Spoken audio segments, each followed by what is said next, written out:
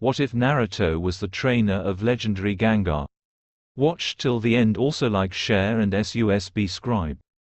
Naruto groaned and wiped more sweat from his forehead as he paused in his hike. After his sojourn in the desert of the Land of Wind, he figured that the cool mountain air of the Cage Mountains would be a nice change.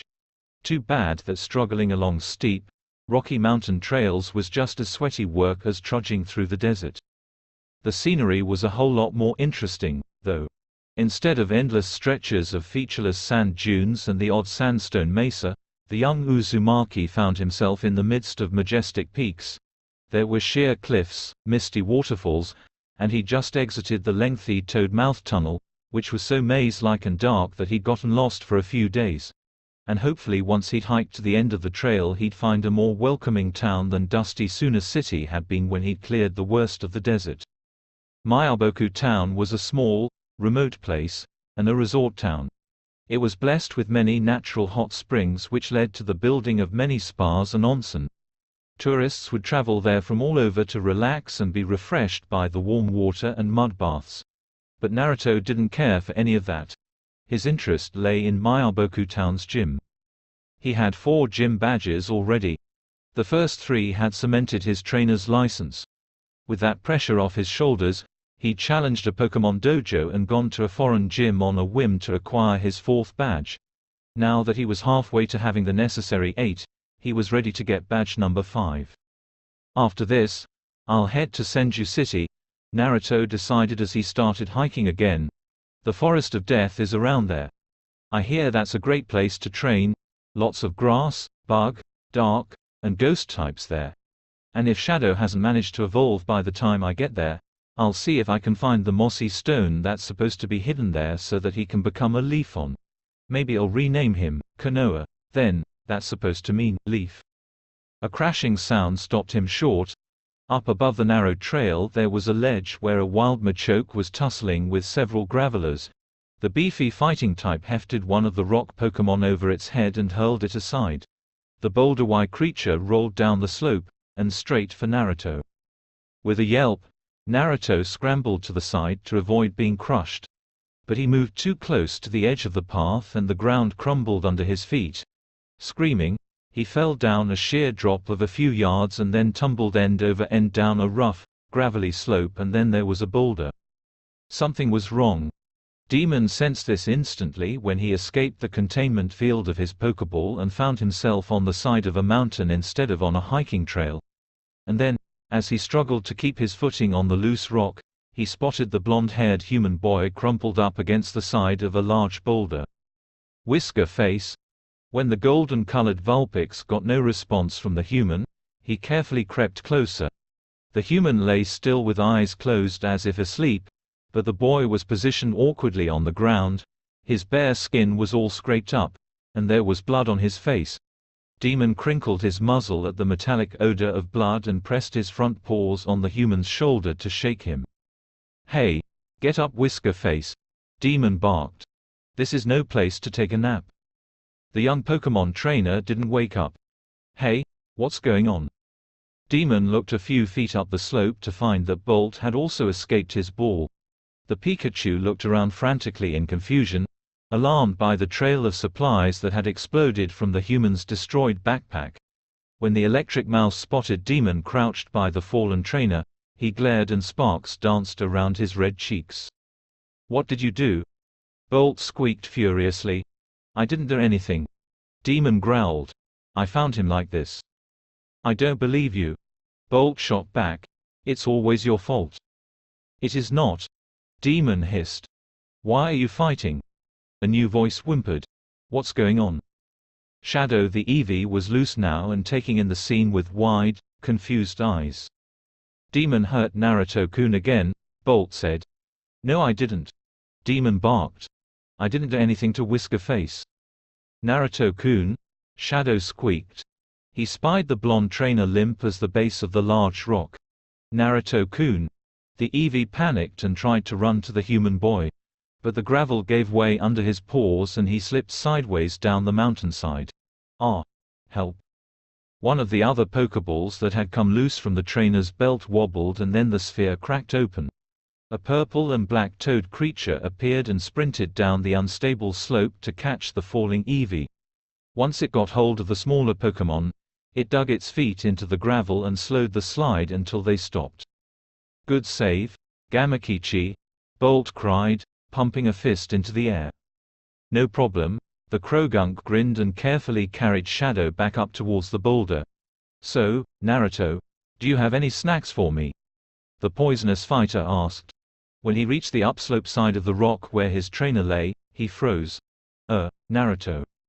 Naruto-kun," Shadow whimpered and slipped from Gamakichi's now limp arms to paw at the boy's scraped arm. "Whoa," Gamakichi puffed out his red cheeks with a croak. "What happened?" "I don't know," Bolt answered. "But I bet that it's Demon's fault." "It was not," Demon snarled. "Stop blaming me for something I didn't do." "Stop fighting," Shadow yelped. "Naruto-kun hates it when you fight." "He's really hurt," Gamakichi murmured, gently probing at tears in the boy's clothes. "What should we do?" Bolt ran his nimble paws through the boy's blonde spikes of hair. "He's too big and heavy for any of us to move him." "Typhoon could do it," Shadow suggested hopefully. "The ground is too steep and loose," Demon snorted. "He'll just take us all further down the mountain if we call him out." "We should wait for Naruto-kun to wake up," Bolt decided. "When he wakes up, we'll help him find a Pokémon Center so that he can be healed." Demon frowned and stared down at the human boy. He was so still and pale and quiet that it didn't seem natural.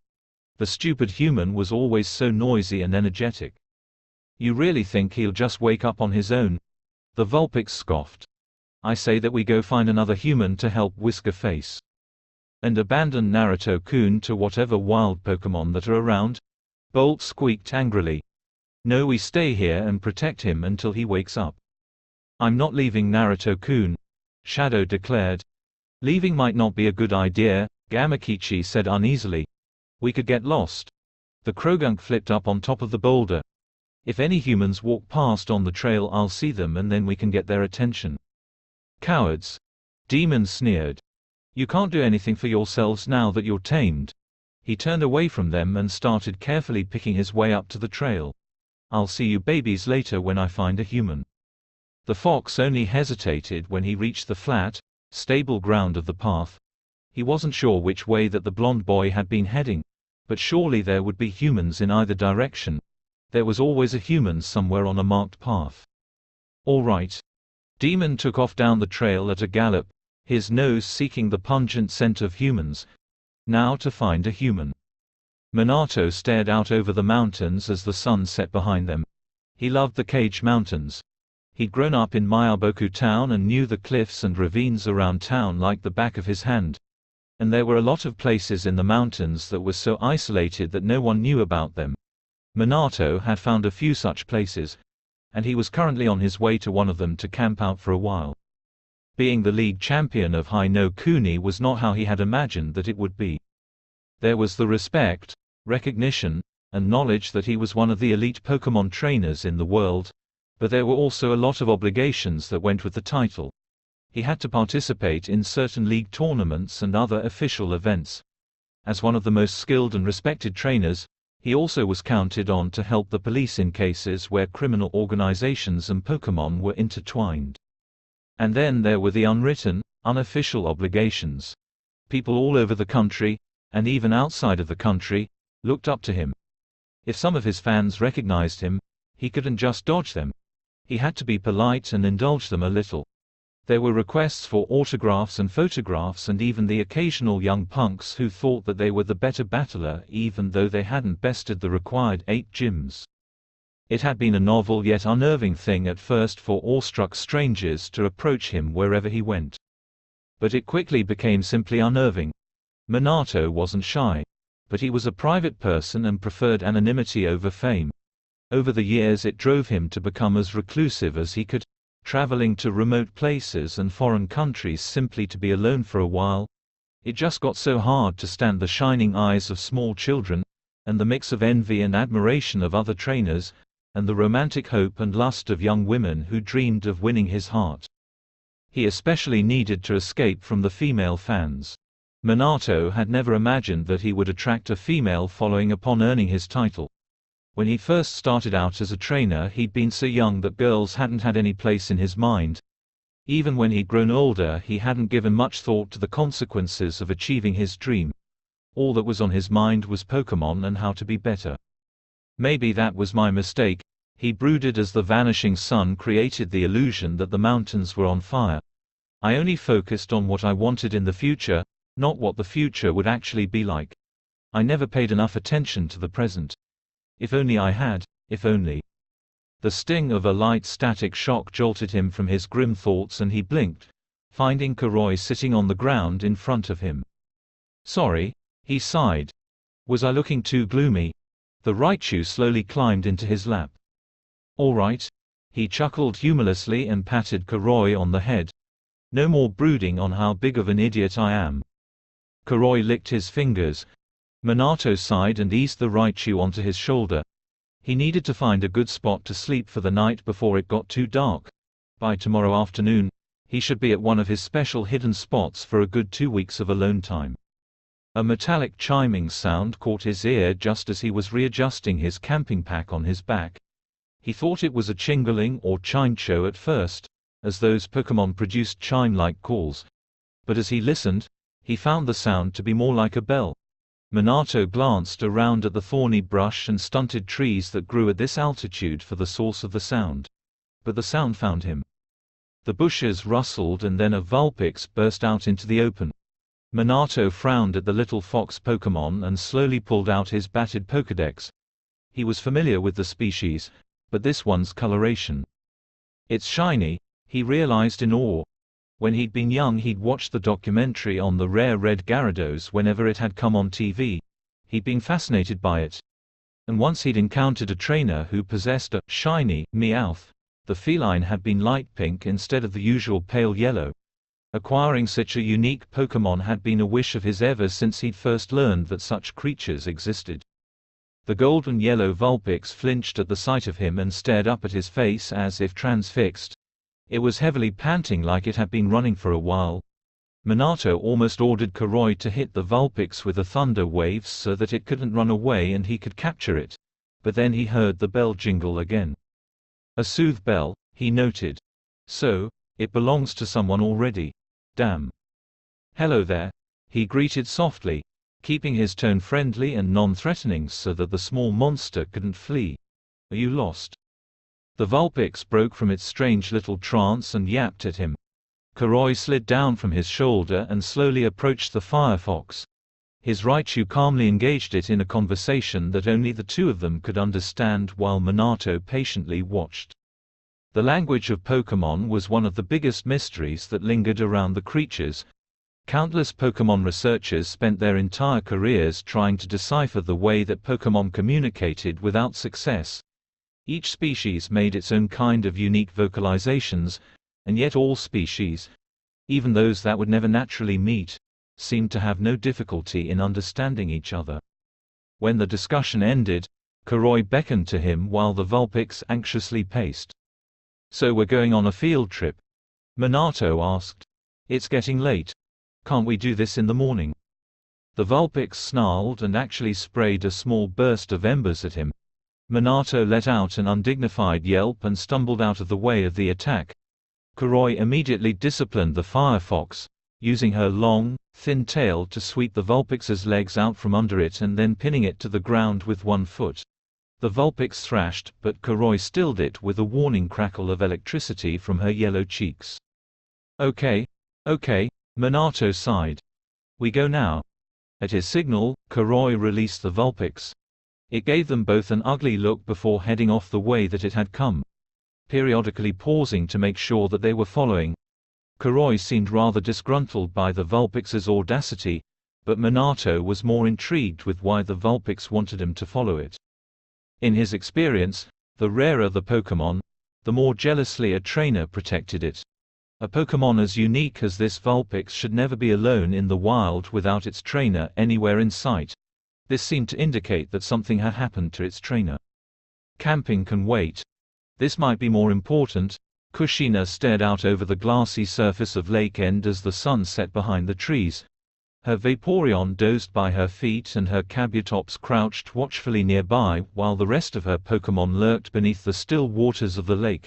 A cool breeze that carried the sounds of a distant flock of Spearow combed through her long red hair and made her shiver. She missed her son. For 11 years her entire world had revolved around him. If her mind ever wandered onto thoughts of the past, she simply distracted herself with looking after Naruto.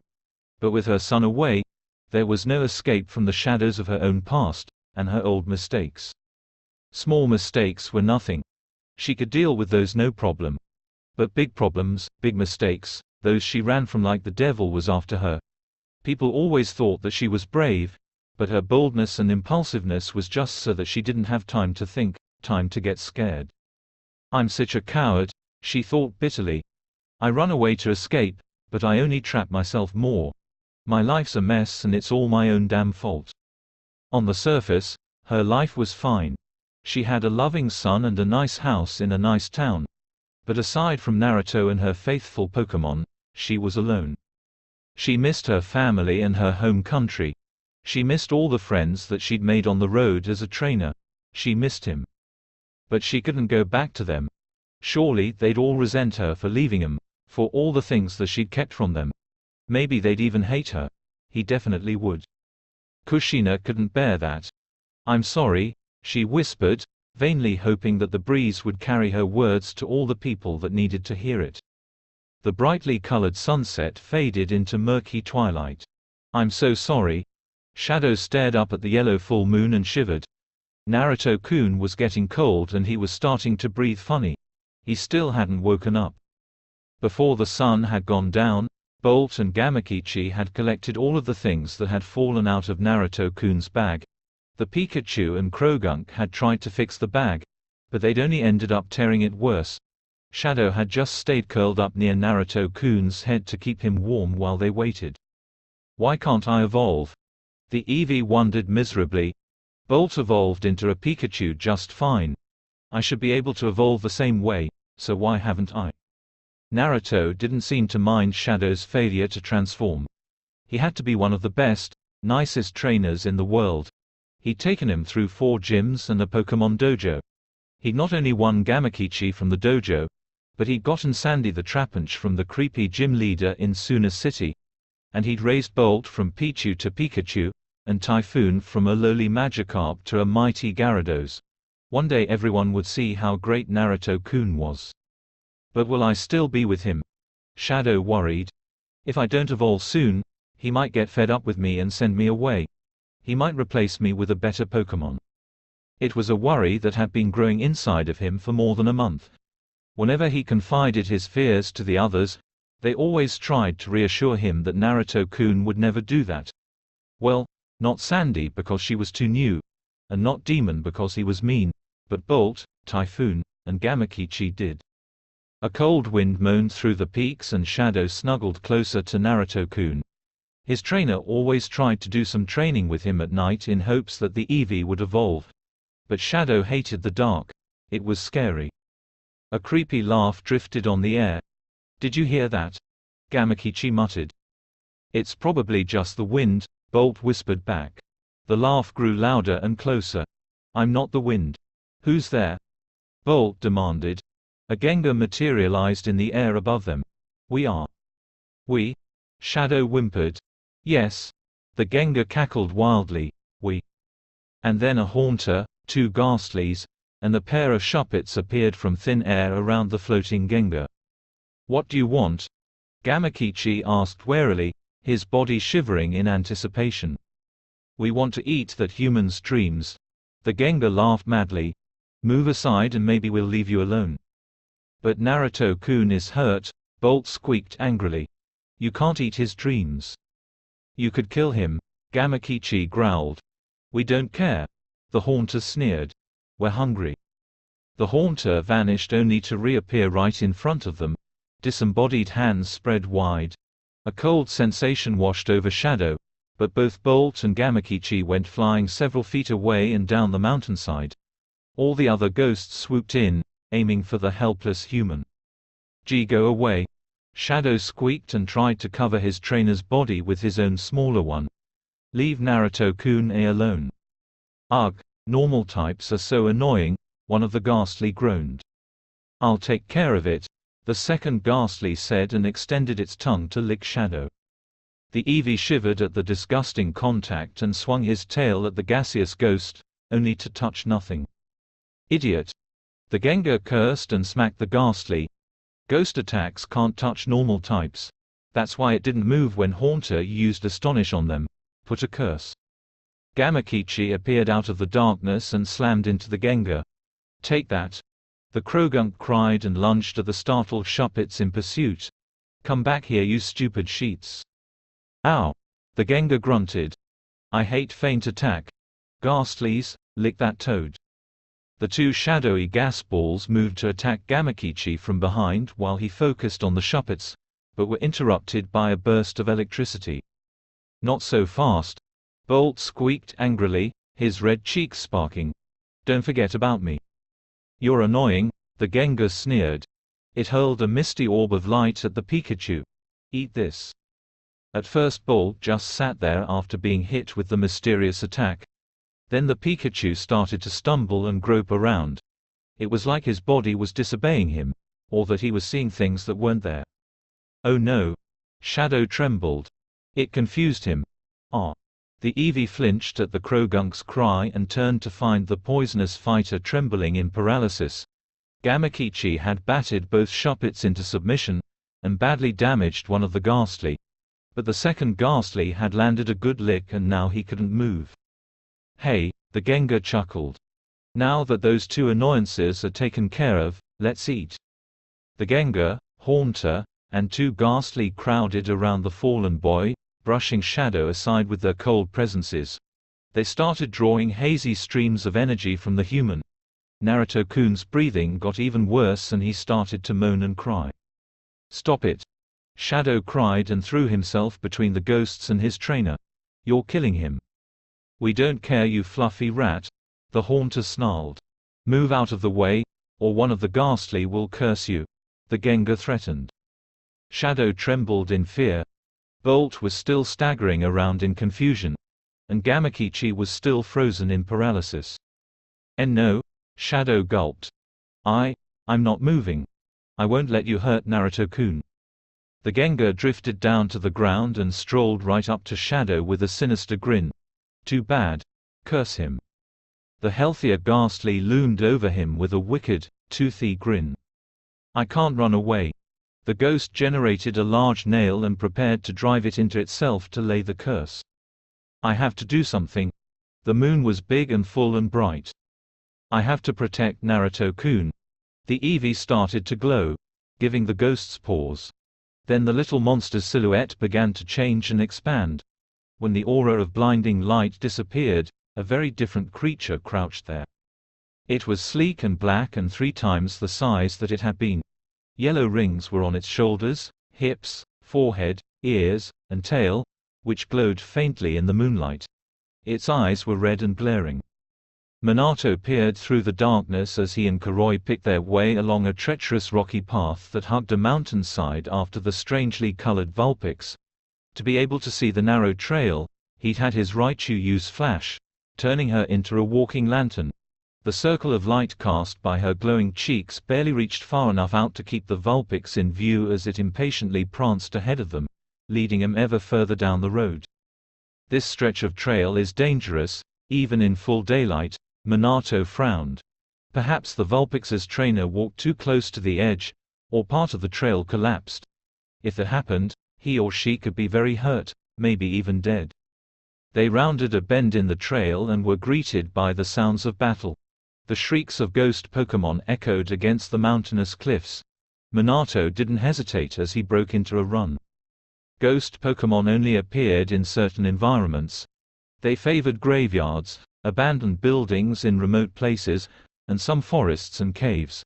It was rare to find them in open places like high on mountains, even at night. When they appeared in the Cage Mountains, it generally meant that a human was hurt or sick and drifting towards death. The Vulpix stayed in the lead before abruptly veering off the path. There was a short but steep drop-off and then a slope of jagged gravel and a few large boulders. Several yards downslope, Manato could see a limp body up against one of the large boulders and a battle raging around it. A Haunter and Gangar tried to get at the helpless human, but a dark-colored monster continually attacked them. Manato identified it as an Umbreon by its glowing yellow markings. There were at least 2 other Pokémon present, but it was hard to see what they were in the darkness. It was clear that they were incapacitated, though. The Umbreon pinned down the Gangar and hit it with vicious bite attacks. The Haunter tried to attack the dark Pokémon from behind, but the Vulpix intervened with a burning hot flamethrower strike. The ghost howled in pain and shock and faded away as it fled in a panic. "Kuroi," Manato said quietly, "hit that Gangar with a Volt Tackle." The Raichu's flash cancelled, leaving Manato in darkness as Kuroi sprinted down the mountainside shrouded in crackling lightning. She collided with the Gangar, electrocuting it as it was knocked down the mountain. The ghost knew that it was outmatched and quickly faded from the scene. "Kuroi, another flash please." There was a burst of blinding light which tapered off into the soft illuminating glow that he wanted. With the area properly lit, Manato could see the hurt trainer and his Pokémon much better. The boy was young, wounded, and unconscious. His 2 other loose Pokémon were a paralyzed Croagunk and a Pikachu still trapped in the throes of confusion. Manato sighed and unleashed his Venusaur. "Hannah, tie me off. I'm going down there." The Venusaur obediently wrapped a pair of her vines around his waist and eased him down the slippery mountainside to the boulder. He paused on his way to the boy to treat the Croagunk's paralysis with a medicinal spray. The Vulpix took care of the Pikachu's confusion by smacking it in the face with its 6 curled tails until the yellow mouse returned to reality. Upon reaching the boy, Manato carefully evaluated his injuries. He was no doctor, but he knew enough first aid to make a decent assessment of the young trainer's condition. The boy definitely had a head injury. His continued unconscious state and the dried blood caked on his face and scalp were clear signs of that. His ragged breathing could indicate cracked or broken ribs, maybe even a partially collapsed lung. And his left wrist was swollen, either sprained or broken. There were superficial scrapes all over the exposed bits of his skin and there were some impressive tears in his clothes, too. "Poor kid," Manato muttered. "You had a nasty fall, didn't you?" The boy didn't reply, of course. Manato found the boy's bag, the zipper torn and destroyed, and looked through it for some identification. The trainer's Pokémon had probably tried to fix it while they'd waited for help, which left the bag's contents a mess. He found basic supplies, a good stock of berries, 2 used Pokeballs, and a handful of empty Pokeballs and Great Balls. In the very bottom, he found the trainer's Pokédex. Opening the device, Manato found the small screen cracked and dark. No matter what he did, he couldn't get it to turn on. Without it he had no way of identifying the boy. A cold chill seeped over his skin and Manato looked over his shoulder to find the Haunter diving at him. This ghost had less sense than the Gangar and still wanted a piece of its prey. Now that it was over the shock of the flamethrower, it was back in a rage. The Umbreon lunged through the darkness in a feint attack and intercepted the Haunter moments before it reached Manato and the unconscious boy. The ghost shrieked, but tried to attack again, reaching out with a floating disconnected hand. Out of pure reflex, Manato hurled the nearest Pokeball, one of the boy's Great Balls, at the Haunter. Just as the Haunter was being sucked into the ball, the Umbreon hit it with a pursuit attack, the move doing double the damage it normally did. The air was tense as the sphere sealed shut and tumbled several feet down the slope until the Croagunk caught it. The blue ball twitched in the Toad Pokemon's hands, the button glowing red. Then the sphere stilled and the light went out. "Phew," Manato sighed. "That was unexpected." The Croagunk glared at the Great Ball and made as if to throw it and the Haunter inside away. "No, no, no, don't do that." Manato beckoned to the fighting Toad. "Bring it here." Under normal circumstances, the Great Ball which was registered to the boy would have been teleported away by satellites after the containment field of the ball stabilized and the Haunter was trapped. But because the boy's Pokédex was broken, it couldn't detect that the boy now possessed 7 Pokémon on his person, one more than was legally allowed. Until his Pokédex was repaired, the Haunter wouldn't be going anywhere. Now that the threat was past, the mystery trainer's Pokémon had the time to study Manato, the strange human in their midst. The Pikachu and Umbreon watched him tensely, while the Vulpix didn't seem to care. The Croagunk stared uncertainly at him for a minute before approaching him. Manato gently took the great ball from the purple toad. "I know that this Haunter hurt your master, but he's one of you now. Would your master like it if you threw him away?" The Croagunk puffed up its red cheeks and looked away under the gentle reprimand. "All right. Now let's get your poor master out of here." Manato put the great ball into the boy's bag and looked back up the mountainside. Hannah, more vines. His Venusaur produced more vines and Manato arranged them so that they would pull the boy and his ruined bag back up to the path. Once Manato had that accomplished, he had Hannah lash the boy to her shoulders so that he wouldn't slide off. With a little coaxing, he got all of the kids' Pokémon back into their balls. "Okay, Koroi, light the way," Manato instructed. "Hannah, let's head home." Manato yawned as he stepped out of Mayaboku Town's Pokémon Center. He'd walked all night and arrived back in town early in the morning.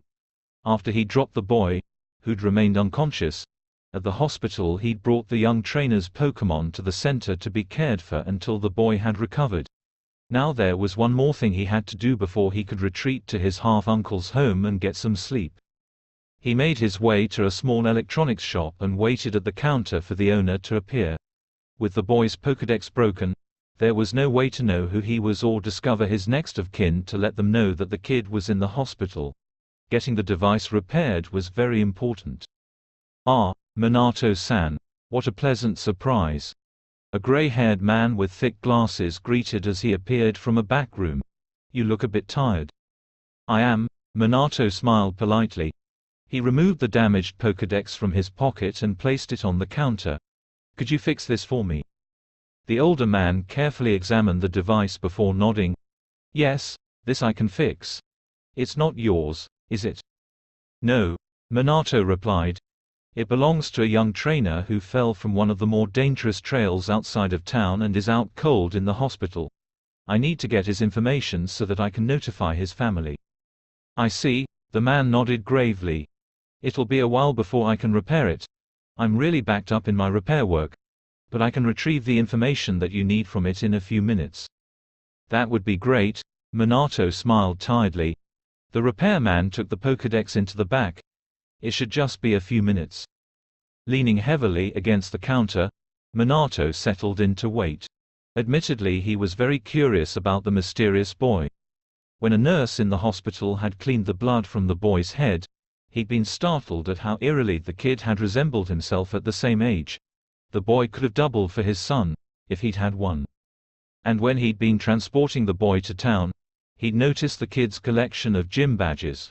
One of the badges he didn't recognize, some kind of stylized hourglass, so it had to be from another country as he knew all the badges that could be obtained in Fire Country. The other 3 badges he did know. There was the mirror-like copy badge, the rainbow flower of the illusion badge, and the flaming fist of the firewall badge. "So he's met Asuma, Kurenai, and Kakashi," Manato drummed his fingertips on the countertop. "That reminds me, Kakashi keeps leaving messages on my capital city apartment answering machine.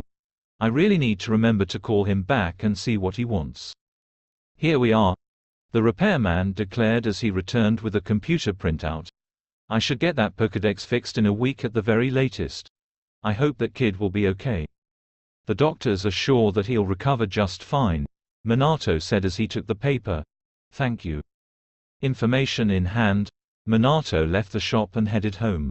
Although he'd been given an apartment in Capital City as the league champion, home would always be his uncle's house in Mayaboku Town. When he'd been very young, his father had drowned when his fishing boat sank in a terrible storm. His mother had brought him to stay with her and her younger half-brother, Jiraiya, up in the mountains, far away from the sea. When she tragically passed away a few years later after a sudden illness, it was just him and Jiraiya Oji-san. Despite being a gym leader, Jiraiya liked to travel. 3 or 4 months out of the year he'd be out in the world somewhere, sometimes just beyond the mountains, sometimes in an exotic land far, far away. So when Manato arrived at the house and found it empty, he wasn't at all surprised. Fighting back fatigue, he started brewing some coffee to get a much-needed boost. He put his camping gear away and washed his face. After a simple breakfast and a cup of coffee, he pulled out the printout and started to skim the information. The boy's name was the first thing that grabbed his attention. Naruto was an odd name to be sure, but his family name. She said that all of her family lives in Whirlpool County, but he was born in Konoha Town, that's in Fire Country. So, maybe it's a different Uzumaki family. But then his eyes came to the boy's listed emergency contact, his mother, and time froze. No, this has to be a coincidence. It can't be her. Frantic, he tripped over his chair in his rush to get to the video phone. He misdialed the phone number listed on the printout several times in his haste. When he finally got it right, he had trouble remembering to keep breathing while he waited for the connection to go through. There was a click and the screen slowly came to life. Her hair was long, too long. Her face was older, but the color of her eyes, the color of her hair, and the recognition and shock on her face. "Did Kakashi give you my number? You talked to Kakashi, but not me," he shot back. After all these years, he could finally see her, but not touch her. All the old wounds, the loneliness, the confusion, the anger and resentment, tore open inside of him. She disappeared over a decade ago after perhaps the stupidest argument they'd ever had without a word to him or anyone, and the first person that she speaks to again was Kakashi, the boy she used to barely tolerate. "He got my number and called me first," she replied defensively. "How did you get my number?" Her face was pale and drawn. She was guarded. It was like she was afraid of him. She rarely ever showed that she was afraid of anything, and she'd never been afraid of him before. It made him feel sick. "I got it from a broken Pokédex." A broken? Her face practically turned gray and her eyes widened in panic. How did it get broken? "It probably got smashed while he was tumbling down the mountain." "Mountain?" she yelped, sliding straight into hysteria. "Where's Naruto? Is he all right? I want to see him." "He's in the hospital." "Hospital? Where? What hospital?" "The hospital here in Miyaboku." "Okay," she mumbled, turning away from her phone's video pickup. "Okay." And then the screen went dark. Manato stared at the black screen. Kushina. Shaking his head, he stumbled away to a couch and collapsed onto it. His mind was a mess. His heart hurt even worse. Why did she run away? Why didn't she tell me? Why did she hide him from me? He wanted to call her back and demand answers. He wanted to reach through the video phone screen and shake her until she explained herself. He wanted to grab hold of her and never let her go so that she couldn't disappear on him again. And that boy, the boy who'd fallen from the mountain trail, the boy who the ghosts had tried to devour, the boy that he'd taken to the hospital. "My son?" Kushina could barely think through her panic. She circled around her house wringing her hands and occasionally pausing to grab some articles of clothing and toss it haphazardly into a bag. All she could think about was getting from Konoha Town to Miyaboku Town as fast as possible. "If I ride Tsunami down the Star River, that will get me to Southport. I can catch a ferry there to Northport. And from there Miyaboku is just a train ride and cable car trip away. I could be there in 4 days." Her route mapped out in her mind, she finished stuffing her bag and went to gather her monsters. She made a few quick phone calls to cancel plans, take time off from her part-time job at the professor's place, and arrange for a neighbor to take care of her berry plants. And then she was out the door, barely remembering to lock it behind her. She didn't think how she was running right into everything that she'd been hiding from for so long. The dread and indecision was overridden by a single driving need. Her baby was far away and hurt, and he needed her. "Mommy's coming, Naruto. Mommy's coming." He was standing on the edge of the lake. Everything was misty and rather colorless. Out in the water, he watched his mother's Pokémon play with a smile. But as he watched, the mist slowly swallowed them and he was alone, alone, alone, alone. He was in a bright white room that made his head hurt. Two people in white coats were standing by his bed and talking to him, but he couldn't focus on their words. He asked them questions, but they didn't seem to be answered. His chest hurt and it was hard to breathe. He was in the woods outside his house and walking. He wasn't sure where he was going or why, he just kept walking. And then Demon was there and running away from him. He gave chase, but Demon just got faster and faster. He couldn't breathe and it felt like cold hands were reaching into his body and sapping his strength. He was in a bright white room that made his head hurt. A woman in a white dress was standing by his bed and talking to him, but his mind kept wandering to Gravelers for some reason. She offered him food, but he felt too queasy to eat much of it. His chest hurt and it was hard to breathe. He was walking in the mountains and it was dark. Rocks fell all around him, then geodudes, then Gravelers. He was crushed and trapped and all his monsters were driven away by the rain of rocks. And then the rocks stopped falling and shadowy tentacles reached for him. They were icy cold and he felt weaker and weaker. He was dying. He was in a dark room and he couldn't breathe.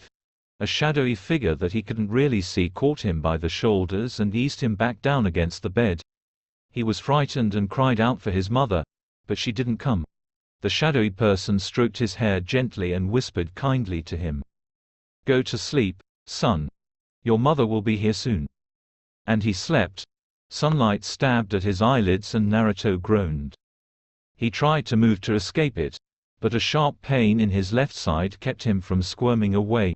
Blinking, he found himself in a strange bed in a sterile white room that smelled like nasty medicine. He was wearing strange pajamas and he had no idea where his stuff was, or where he was, for that matter. He tried to remember what might have led him to end up in this hospital sort of place. But aside from a bunch of really weird bits of dreams, he really couldn't recall how he'd ended up here. "Good morning." Naruto turned his head to find a smiling woman in a white uniform entering the room. "Hi," he greeted warily. "Where am I?" "You're in Miyaboku Hospital," the nurse cheerfully informed him. "How are you feeling?" "Okay, I guess," Naruto muttered. "It hurts to breathe too deeply." "Well, that's normal for bruised ribs. The pain will be gone once they've healed," the woman assured him. "Does anything else hurt?" "No, not really," Naruto replied. "How'd I get here?" "A traveler found you off a dangerous hiking trail and brought you here," the nurse told him. "It was very lucky for you that he found you. With your injuries, there was no way you would have made it in on your own. In addition to your ribs, you sprained your wrist and suffered a very nasty concussion." Naruto rubbed at his scarred cheek. "Who found me?" "I don't know," the woman shrugged. "I wasn't on shift when you came in. Maybe one of the doctors knows. Would you like some breakfast?" "Yeah," Naruto nodded, but before the nurse left to get him some he had one more question. "How long have I been here?" "Almost 4 days," she told him. 4 days? Naruto frowned and studied the bandages wrapped around his left forearm. "That long? I wonder how much longer I'm going to be stuck here. And where are my Pokémon?" Manato sat on the front steps of his uncle's house and sighed. 4 days of stewing on what he'd learned hadn't cleared his head any. If anything, he was more upset and confused. He just looked outwardly calmer. He tried calling her a few times each day, but all he got was her answering machine. Once she knew where Naruto was, she'd probably called the hospital and found out all that she needed to know. She had no need to talk to him anymore, and was probably ignoring him. For the millionth time he reviewed their breakup, which he hadn't realized was a breakup at the time. She'd seemed off for weeks beforehand, always cranky and fighting off some kind of virus. And then, that night, she'd gotten all nasty about a girl that had flirted with him and passed him a love note with her phone number. It was stupid, he hadn't been the least bit interested in the girl, but Kushina kept snapping at him and pushing his buttons until it flared up into a full-blown argument. With a few nasty parting shots, she stormed off and he went to bed in their hotel room. They had argued before, and sometimes she would get mad enough to leave. But once she cooled down, she always came back. She rarely ever apologized when it was her fault, but she would act apologetic and that would be enough. Once or twice she'd been gone for days before turning up again. So he hadn't thought that anything was unusual until she didn't turn up when he'd made his challenge to Fire Country's reigning league champion, Hiruzen Sarutobi. He couldn't imagine that she'd still be mad enough to have missed out on that fight. But all throughout the celebrations of his victory he never once caught a glimpse of her fiery red hair anywhere. He started making quiet inquiries around to see if anyone had seen her or knew where she was. He waited for a letter or postcard. Even though she was no longer on speaking terms with her family, she would still write to them every now and then. But weeks turned into months and months turned into years and there was never anything at all. Manato had feared that she was dead, then. Kushina was stubborn and hard-headed. But surely she would have gotten over whatever had set her off and contacted him by then. She would have come back to him if she could. She always came back. But she was okay, he brooded, picking at some blades of grass that were growing between the stones of the front walkway. She ran away from me, had a baby, and never said a word to me or anyone about it. And all over a stupid, flirty waitress that hit on me. It didn't make sense. Sure, Kushina could get a little insecure when he was around pretty girls. But her reaction to that one-sided flirtation was completely out of proportion and irrational. There had to be some other reason that she'd abandoned him. I should have told her that I loved her. They'd never really defined what their relationship was. He never knew when it changed until long after it had. At first she was just some unwanted tag along that he couldn't shake. Then somewhere along the way she became a trusted friend and companion. And then somehow, for a short while, she was a lover.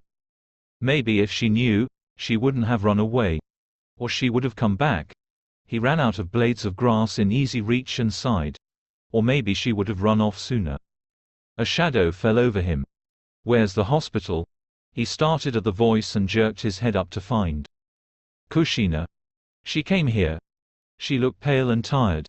Her red hair, which was even longer than he thought it had been, was pulled in a loose ponytail and the barrette that kept her bangs out of her face was almost falling out of her hair. There were shadows under her eyes, like she'd barely slept. A duffel bag hung haphazardly from her shoulder. To have arrived so quickly, she must have left right after getting his phone call. Where is the hospital? She demanded, her face stony. His brain was too frazzled to respond. She was actually here, not behind a screen and miles away. He could touch her if he wanted to. All he had to do was. She grabbed him by the hair and pulled. Where is the hospital? Ow! Ow! Okay, I'll take you, he yelped. Do it then, she growled and released her painful grip. Okay, he gulped and, after taking her bag and tossing it inside the house, he headed for the hospital. They walked side by side in silence towards the hospital on the opposite side of the resort town. Normally he wouldn't mind, but she would be bothered by the quiet and find something to talk about. Now the roles were reversed. She didn't seem to have anything to say, but he couldn't stand the silence. Why did you leave? He asked quietly. Her eyes were fixed straight ahead. I don't want to talk about it right now. Well, when are we going to talk about it? He demanded. She didn't answer. Manato clenched his teeth and grabbed her arm, forcing her to stop with him. When are we going to talk about it? Not right now, she ground out. Now take me to the hospital, or I'll find someone else who will. He glared at her, but let go of her arm and continued on to the hospital building. Why didn't you get in touch with me? She didn't respond. Why didn't you tell me about Naruto? Still nothing. You could have called me any time, or just written a letter. I know that's all you do to keep in touch with your family. Why not write me?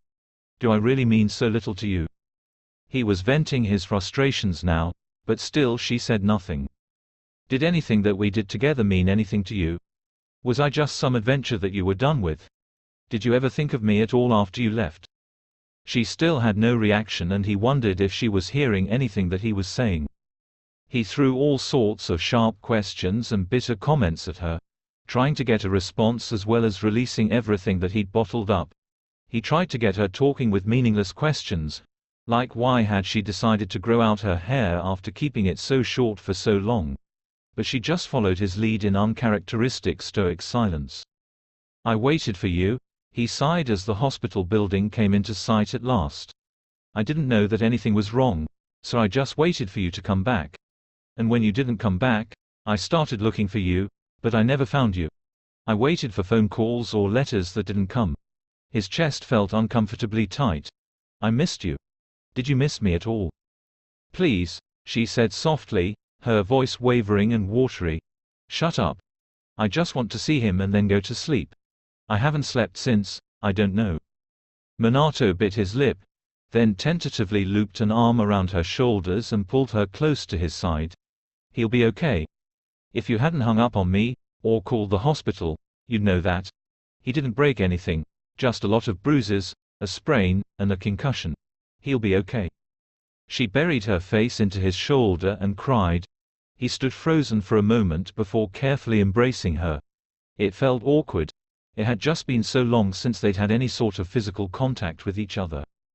He found it all very unnerving as Kushina rarely cried. Usually if she did cry, it would only be a few tears that managed to escape her eyes and then she would pull herself together. She was a tough girl and refused to be a sissy cry baby. It was beyond bizarre to have her weeping and vulnerable like this. "Kushina," he mumbled into her hair. "I'm sorry," she choked out. "I'm sorry that I'm so stupid, and cowardly, and stubborn." "Shush," he soothed. "You're just tired. Let's go see Naruto and then get you to bed." "Okay," she sniffed, pulling away to rub at her eyes with shaking hands. "Okay, let's go." The visit to the hospital was brief. The boy was sleeping and she didn't wake him. Once she was able to see him and run her hand over his cheek, it was easy to persuade her to leave. Now that the worry that had been driving her was removed, she seemed asleep on her feet. He had to keep one hand on her arm to make sure that when she tripped or stumbled that she didn't fall. When he brought her to his bedroom in his uncle's house, he was sure that she was asleep before she was completely on the bed. Manato sighed and pulled her shoes off. "What am I going to do with you?" Being asleep, she didn't answer him. But the question still remained. Should he forgive her? Or should he just walk away? She'd run off with no warning and left him to worry for years.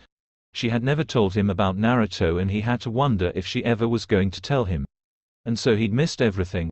The boy's birth, his first smile, first words, first steps, first everything, and not even known that he'd had anything to miss. And yet, he was so relieved to see her again. To see that she was all right and not hurt or dead somewhere. She was with him again, if only for a little while, and the sense that he was missing something, or, in this case, someone important that had been nagging at him for forever was gone. Now that she was here, he could get answers. He really should wash his hands of her. But the idea made him squirm and he simply couldn't decide what really wanted.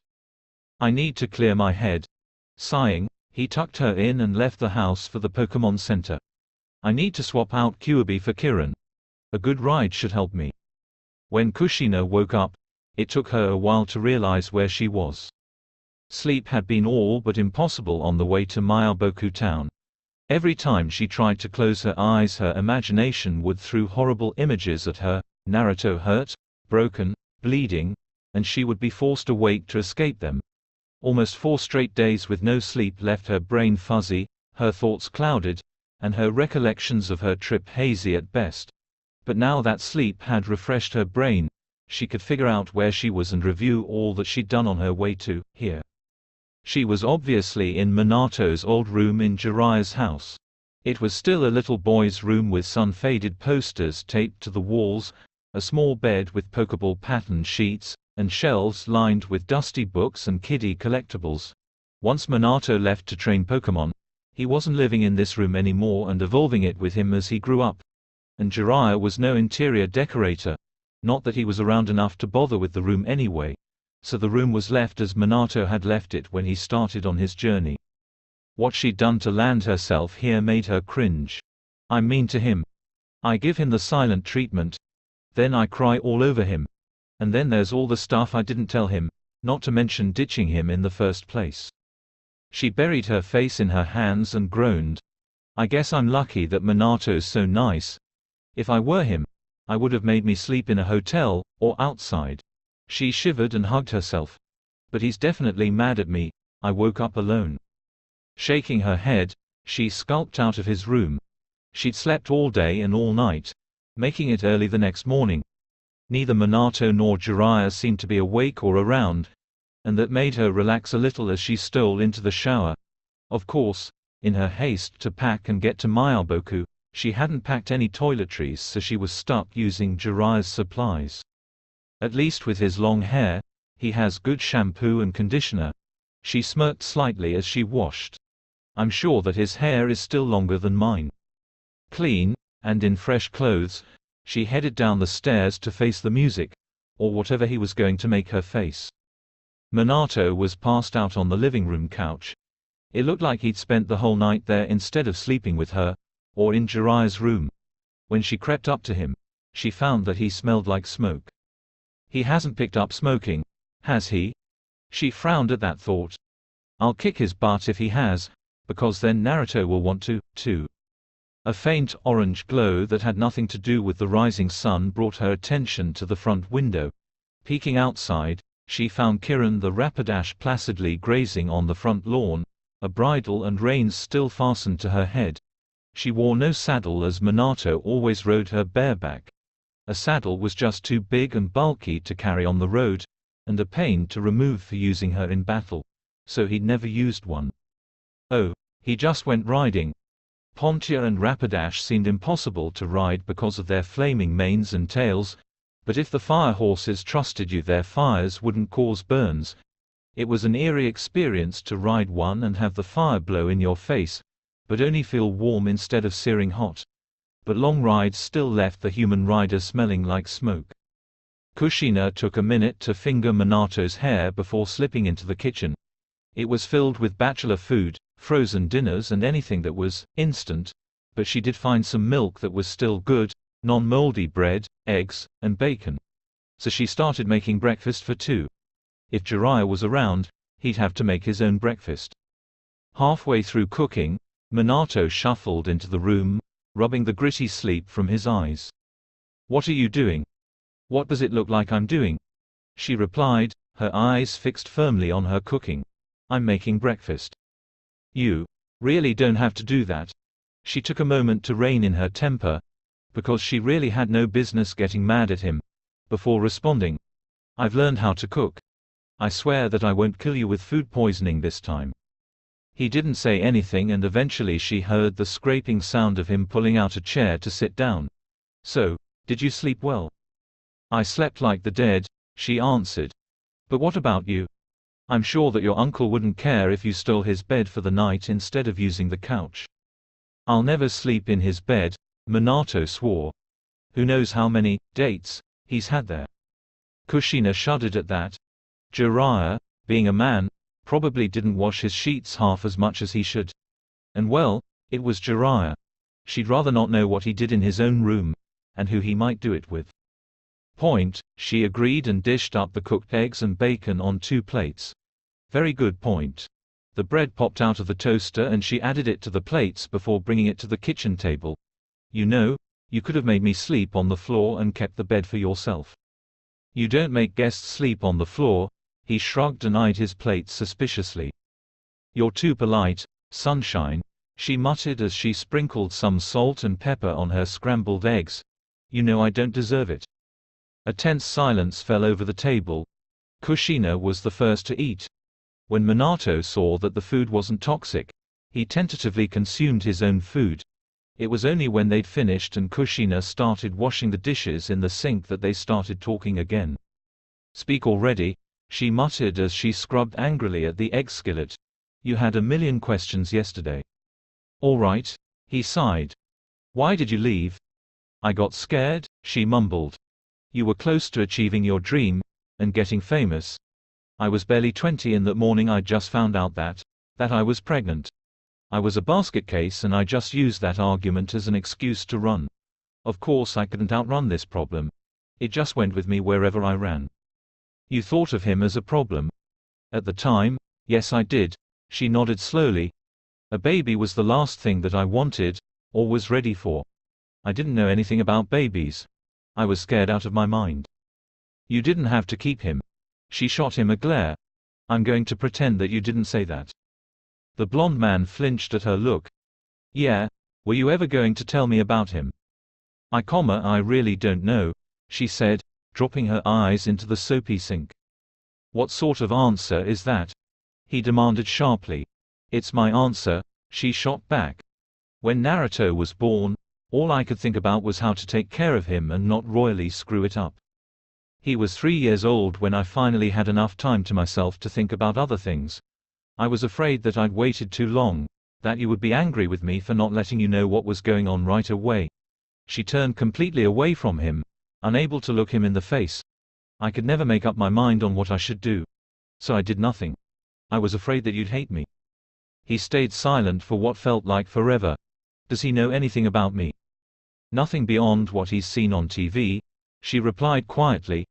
I could never think of any way to explain myself. I could never decide what to tell him. So I never gave any details about my old adventures or any of the people that I used to run with. And I just didn't want to remember. I see. His voice was cold, and she shivered. I'm going to go take a shower. You go do what you want. That's what you always do.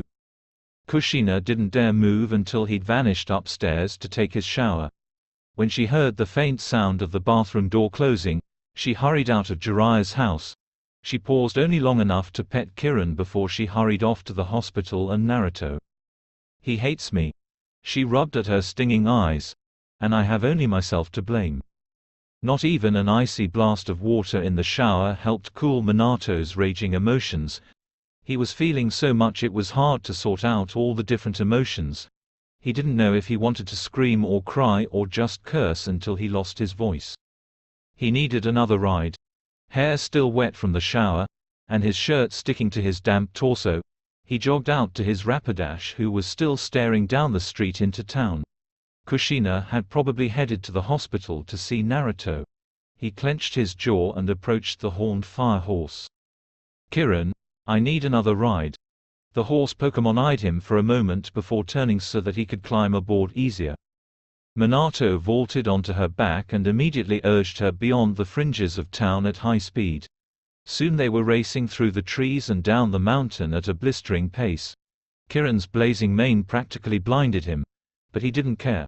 All that mattered was that he was going fast. It was no secret that he loved speed. It was probably the only reckless thing about him. He'd always loved to run, or ride something fast. Jiraiya Oji-san started jokingly referred to him as Kuroi Senku, the Yellow Flash. As soon as Kushina had heard about it, she added it to her long list of nicknames for him. And it just spread from there. Now it was something of an unofficial title tacked onto his name, as many of his battles were over quickly and decisively. She never told me, she never told him. And all because she was afraid and indecisive. Kirin tossed her head and leapt over a ravine, but the thrill of the jump was lost on him. I was right about her the first day that I ever met her, he thought bitterly. I'm cursed with the memory of her forever and ever, if only I could forget. Naruto thought that he was dreaming when he opened his eyes and found his mother sitting at his bedside. But no matter how many times he blinked, she didn't disappear. She just sat there staring out the window and looking upset. Mom. She turned to him and smiled, although it didn't seem a completely happy smile. Good morning. How are you feeling? Okay. Naruto carefully sat up to avoid making his ribs hurt. What are you doing here? She raised a red eyebrow at him. What, you don't want to see your mother anymore? No, no. Of course I want to see you, Mom. Naruto yelped. But, you came all the way out here to see me. Of course. She leaned over and gently hugged him. Why wouldn't I? I got a phone call that you were hurt and I came right over. You didn't have to, Naruto muttered in embarrassment, picking at his sheets. I'm okay. Well, I just had to see that for myself, she said and ruffled his spiky yellow hair. Now tell me, are the nurses and doctors here nice? Yeah, he nodded. Hey Mom. Do you know where my stuff is? And my Pokemon? I'm sure that the hospital staff is hanging on to your things until they release you, she answered. And your Pokemon should be waiting for you at the center. We'll go get them as soon as you get out of here. I want to meet all your little beasties in person. Okay. Naruto scratched at the back of his head.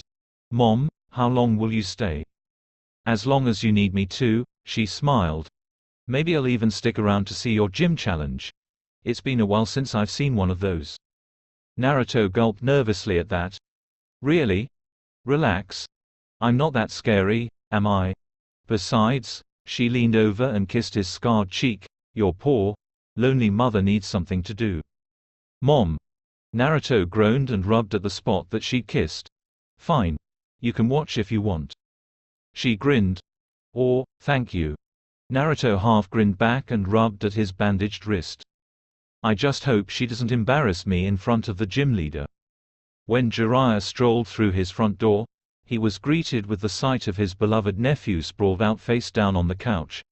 It was always wonderful to get a visit from Manato, especially now that he was getting to be so reclusive, trekking off into distant wilderness to avoid people whenever he could. But Jiraiya had never encountered the younger man in such a state. Manato, the blonde grunted, but otherwise had no reaction. Jiraiya dropped his bag by the door and walked up to him to poke him in the shoulder. You okay? I'm fine, the young man sighed, rolling over onto his side. How was your trip?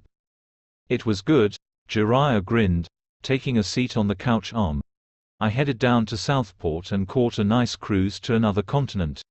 You should have seen the babes on that boat. There was one chick who would have given Sunardheim a run for her money. The white-haired man sighed fondly at the memory. Anyway, when we reached our destination, I met this foreign gym leader. I almost thought he was you for a minute. But then the arrogant brat opened his mouth and I could tell he wasn't you at all. He called himself Volkner, or something. I bet it was some kind of nickname. It sounds too stupid to be real. Have you ever heard of him before? No. Manato answered dully. Jiraiya frowned at him. Are you sure you're okay? I've just had a bad week, Manato answered. Oh? The older man prompted. I don't want to talk about it, was the blonde's response. All right. Well, I kept my eye out for Kushina, but I didn't see anything. Manato's jaw tensed. I know where she is. Eh? Jiraiya blinked. You do? Yes, the younger man grimaced. It took a moment for Jiraiya to reorder his thoughts. Where is she? Probably visiting at the hospital. The hospital? Jiraiya choked. Manato abruptly sat up and stalked towards the door. I'm going for a ride. But, what? The front door slammed closed and Manato was gone. Jiraiya scratched at his messy white hair. I think I'm missing something here. Well, he said to the empty air. I'm not going to find answers sitting here. Maybe little Kushina-chan will be more enlightening. And so he headed for the hospital. Naruto frowned as he dug through the box that the nurse had brought him. It was supposed to contain his personal effects, but as he went through the stuff, he found that a few things were missing. The clothes that he'd been wearing on his way to Miyaboku town were gone. One of the 3 great balls, those were expensive so he kept careful track of them, that he'd purchased in Saru City was missing. His backpack wasn't there. And his Pokédex was nowhere to be found. At least I still have my shoes, he thought as he pulled the scuffed gym shoes out of the bottom of the box. But what's this stuff? While his old orange and blue backpack was gone, there was a brand new black and blue pack that still had the plastic tie on it that would have attached the price tag. Cautiously opening one of the compartments in the new bag, he found the patches that he'd decorated his old bag with, including the white spiral patch and the red fire kanji. And, in addition to his spare clothes, he found some clothes that were about his size, but not his. Did they give me some of somebody else's stuff? He fingered the embroidered white spiral patch, baffled. But, how did my patches get in this bag? So, is everything there? Naruto looked up from the box to find his mother returning with some papers and a bottle of pills in her hand. No, he answered. What's in the bottle? Painkillers for your ribs, she told him. What's missing? Naruto listed the things and showed her the mysterious backpack and clothes. Well, I'd heard that your Pokédex was damaged, so it's probably in some repair shop. We can track that down later. And I'm sure that your clothes and bag were destroyed in your fall from the trail, and your great ball could have been lost then. She fingered the mystery backpack. I guess this is a replacement for your old bag. and then she turned her attention to the clothes. And these are meant to replace your ruined outfit. Naruto studied the thin white hoodie sweatshirt and wrinkled his nose at it. It smells like mothballs. He probably kept it in the attic, his mother muttered, as if to herself. The boy frowned. Let's get you out of these hospital pajamas, she smiled, firmly changing the subject. It hurt to raise his arms too high or bend over all the way, so she had to help him like he was some little baby that couldn't dress himself. She tried to get him into one of his spare outfits, but frowned at what she saw when she finished. You've been growing, she remarked. This stuff doesn't really fit anymore. How have your shoes been feeling? Fine, he answered. Not too tight or anything. We can wait to get shoes a bit later, but we'll have to find you some more clothes. No, Naruto moaned as his mother carefully peeled the t-shirt off. I hate shopping. Too bad. It's a necessary evil, she sighed and grabbed the mothball-smelling mystery clothes. Let's see how these fit. Naruto grimaced, but let his mother put the clothes on him. The clothes were at least one size bigger than his usual clothes, so they fit better. They were even a little baggy on him. But they were so boring. There was no orange at all, just khaki pants, a blue t-shirt, and a white hoodie with thin blue stripes down the arms. And it all smelled musty and mothball. Why? That fits nice, she smiled. I don't like it, he pouted. I look stupid. No you don't. She pulled his fingerless gloves and goggles out of the box. Look, you still have these. No damage, your goggles didn't crack. Naruto put the goggles up on his forehead to help keep his bangs out of his eyes. He put the right glove on, but stuck the left one in his pocket. His left wrist wasn't wrapped in bandages anymore, but he had to wear a black leather and plastic brace to keep it from moving until the sprain healed. There. His mother gave him an appraising look and nodded at what she found. You look very handsome. Now let's get out of her and find your monsters. Yeah, Naruto eagerly agreed. His mother loaded his stuff into the new bag and then he shuffled after her through the hospital hallways and out into the bright sunlight. She led the way to the Pokemon Center, carrying the bag for him so he wouldn't aggravate his sore ribs. But they had barely gone a block before their trek was interrupted. Kushina-chan. She stopped short and looked over her shoulder at a towering man with long white hair and red lines tattooed vertically down his cheeks.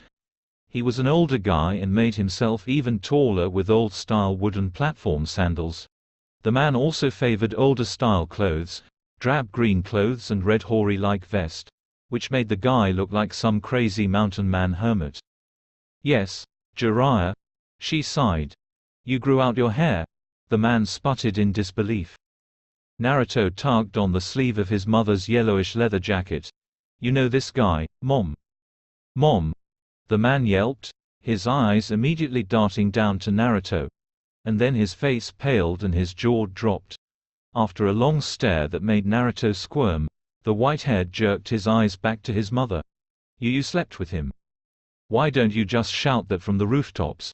She muttered bitterly back at the man. But you, and he, and, come back when you have something intelligible to say to me. His mother grumbled and took Naruto by his uninjured hand. In the meantime, we have things to do. The strange, white-haired man kept sputtered as the two of them continued on for several blocks towards the Pokemon Center. Mom, who was that guy? Naruto asked curiously. That was Jiraiya, she muttered tensely. He's the gym leader here. He was off on vacation. But I guess he's back now. You know this gym leader, too? Yes, his mother nodded. Naruto tilted his head curiously. How many gym leaders do you know? A few others, she answered. It's been a while since I was on the road, so I don't know how many of the gym leaders that I challenged are still at it. Tsunade and Orochimaru for sure, but as for the rest, I don't know. Oh. The rest of their walk to the Pokemon Center was uneventful, if a bit slow. It took a little while to get the attendants at the counter to retrieve his Pokémon, as he didn't have his Pokédex to prove his identity and he wasn't the person who had them checked in. But eventually he was brought a tray with all 6 Pokeballs on it, and his missing Great Ball. Picking up the blue and white sphere, it felt slightly heavier, indicating that there was something in it. But, If there was something in it, it would count as his 7th Pokémon, and it should have disappeared to Professor Sarutobi shortly after being captured. Naruto was left scratching his head as his mother led him away from the counter so that other trainers could submit their teams for treatment. Well, if you captured it after your Pokédex was broken, it wouldn't get automatically sent away, his mother explained as they sat down on some of the couches near the front door. Until your Pokédex is fixed and reset, that Pokémon and anything else you might catch in the meantime won't go anywhere. Or you can go to a computer terminal in the center and manually send it off. But I don't remember catching anything, Naruto muttered with a frown as he eyed the great ball suspiciously. I barely remember falling off the trail. That could be a side effect of your concussion, she mused. Maybe if you let it out and see what it is, you'll remember. Maybe, he muttered dubiously. Well, I want to see all your beasties, his mother grinned. Seeing them on a videophone is one thing. Seeing them in person is so much better. Okay. Naruto eagerly agreed. Naruto? The blonde boy turned his head, and saw a familiar girl. Sakura-chan? He blinked. You cut your hair? Yeah? She winced and self-consciously brushed at her now shoulder-length pink hair. I got something really sticky in it that I could get out, so I had to cut it. It looks nice, Naruto decided. Your hair always looks nice. Girls like lots of compliments, right? The girl wrinkled her nose. Thanks, I guess. She did a double take when she spied his mother sitting next to him. Mrs. Uzumaki. I'm not married, the red-haired woman sighed tiredly. I've told you that dozens of times, Sakura. I'm Miss Uzumaki, or Uzumaki-san, or Kushina-san, never Mrs. Uzumaki. Sorry, Sakura squeaked in embarrassment. Your mother is here, Dobi. Sasuke snorted, appearing behind the pink-haired girl. And what happened to your face? Yes, Sakura blinked with a concerned look. What happened to you? It looks like someone beat you up. Naruto self-consciously touching the yellowish trace of fading bruises on the left side of his face and the scabs from his fall. I slipped off one of the hiking trails, he muttered. Sasuke grunted. Naruto, Sakura sighed. As if he'd done it on purpose. You could have really hurt yourself. Naruto slumped as low as his throbbing ribs would let him. I did.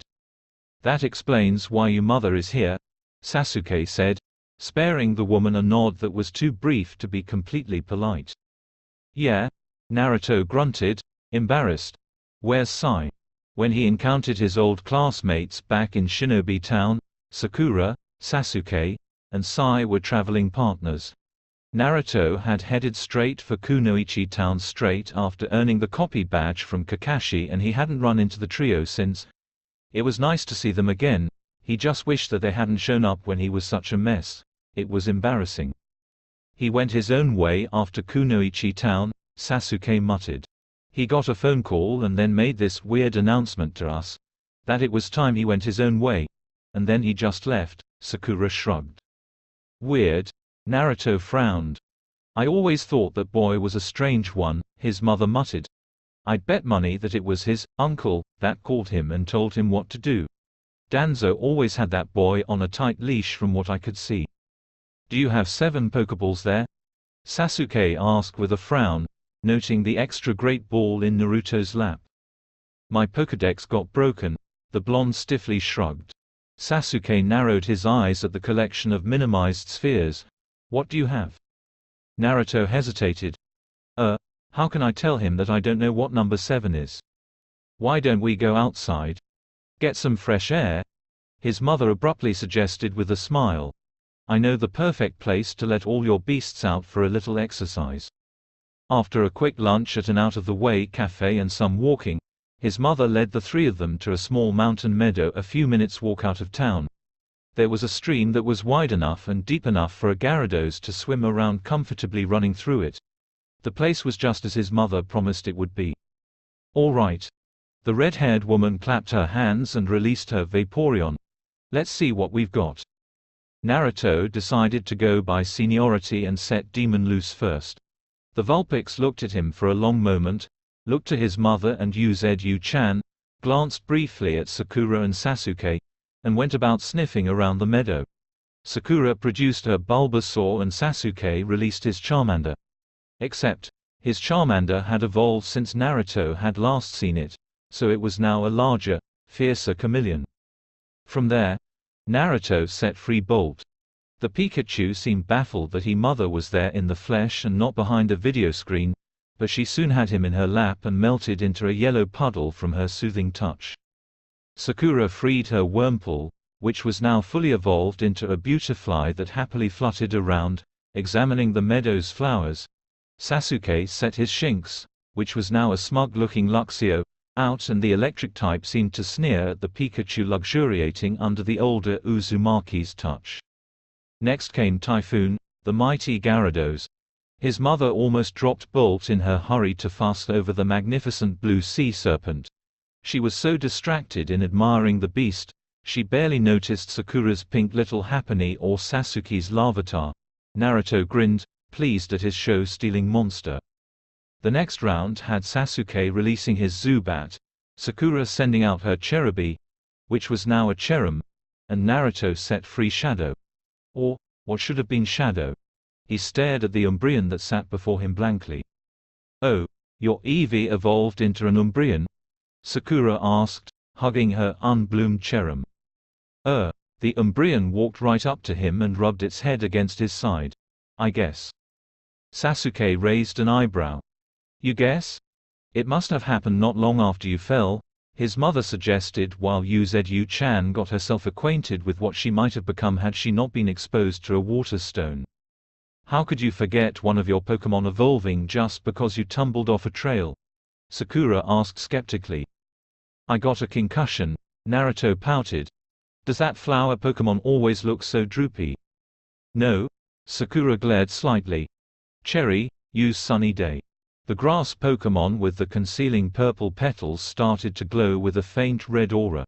The few clouds in the sky seemed to fade and the sunlight brightened and the air grew warmer. The Cherum's purple petals lightened to a pale pink and its hidden pink body turned a bright yellow. The petals lifted, revealing a pixie-like body and a smiling face crowned with pink Sakura-like petals. Hanging around its neck was a brown rock with red crystals jutting out of it. Naruto cocked his head at it. "It blooms during Sunny Day. And what's it holding?" "That's a heat rock," Sakura informed him. "It makes Sunny Day last longer. And yes, Cherry does bloom in strong sunlight. And her special ability boosts her attack and her partner's attack when she's this way, too." The bright sunlight brought on by the Sunny Day didn't just make the Cherum bloom. Sasuke's chameleon and demon drank in the bright light and heat. If they were to go into battle now with the sun shining so brightly, their fires would be twice as hot. "Well, let's go on to who's next." Naruto grinned. "Gamakichi." The poisonous fighter made a dramatic entrance, clapping his hands over his head and striking a fighting pose. Sakura set out a fluffy little Eevee of her own, which quickly trotted over to Uzu-chan and Shadow. And Sasuke released an LA Kid, a yellow and black critter that looked like it had a giant electrical plug coming out of its head. "You trudged through a marsh?" Sakura asked. "That's where Croagunk's live, right?" "Nah, I got Gamakichi from Guy Sensei's fighting Pokémon dojo just outside Saru City." Naruto grinned. "I really impressed him and he let me pick out one of the fighting Pokémon that was attracted to his dojo. Did you guys ever go there?" "No, Sasuke-kun didn't want to," Sakura shrugged. "That place wasn't a real gym," Sasuke muttered. "There was no badge to win, so what would be the point of wasting time there? Just because there's no official badge to earn, it doesn't mean that you could still learn something important there," Naruto's mother pointed out as she offered a candy to the Croagunk. Sasuke growled. "Hey, Naruto." Sakura frowned in thought. "I know you were in Shinobi Town, and I heard that you were in Kunoichi Town and Saru City, but when Sasuke-kun and I were in Silk Town we didn't hear that you'd been there." "What's in Silk Town?" Naruto asked. "A gym," Sasuke replied simply. "I think one of Shino's uncles ran it. It was crawling with bug Pokémon," the pink-haired girl said with a shiver. "Nah, I never went there. Naruto explained. After visiting Guy-sensei's dojo, I went to Suna City in Kei's no Kuni and challenged the gym there. That's where I got Sandy. To punctuate his statement, he let out Sandy the trapinch. The tan insect-like creature had an enormous head which was as big as the rest of its body. She jumped up in the air several times, as if trying to fly, but her stubby legs didn't give her much lift. A trapinch? Sasuke muttered, squinting at it. It looks creepy, Sakura shuddered. It's a desert Pokémon. Yeah. Naruto grinned and patted the ground type's large head. She used to belong to the gym leader there. But he was kind of creepy and she was afraid of him. After I helped the guy out, he gave her to me as a present. So you got a reject Pokémon? Sasuke smirked. Shut up. Naruto snapped with a glare. There is nothing wrong with Sandy. Don't you listen to him. He quietly coached the trapinch. He doesn't know anything about great Pokémon. Yes I do, Sasuke huffed. I only collect the best kinds of Pokémon. Like what? Naruto scowled. Like this, the Uchiha answered and set loose his final Pokémon. It was a small blue lizard creature. It stood upright and had stubby little front arms. And it had bony ridges on its head like a helmet. A Bagon? Naruto yelped. Ah, Sasuke smirked smugly. We spent months combing through these mountains looking for it. Sakura sighed and set free her own final Pokémon, a rather angry-looking Mankey. It's so nice to finally be back in a civilized place. Well, I've got a… Naruto stared at the great ball in his hand. A something. Show us, his mother urged. I'm really curious. The blonde boy hesitated, then held down the button, snapping the sphere open. A burst of white light escaped to several feet away and coalesced into a shape. It was purple and spiky and floating over the ground. It cringed at the stinging bright light caused by the sunny day and hissed as it tried to shield its eyes from the glare with its disconnected hands. The mystery Pokémon was a Haunter. Naruto promptly screamed. Kushina winced at the sight of the Haunter and Naruto's inevitable reaction. Of all the Pokémon that could have been inside the Great Ball, it just had to be a ghost type. She certainly hadn't expected to see one.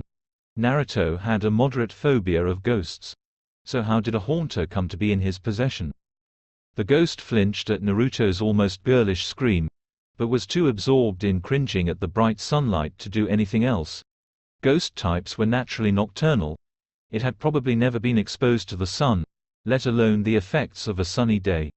Kushina sighed and went over to hug her son and keep him from spiraling into a panic attack.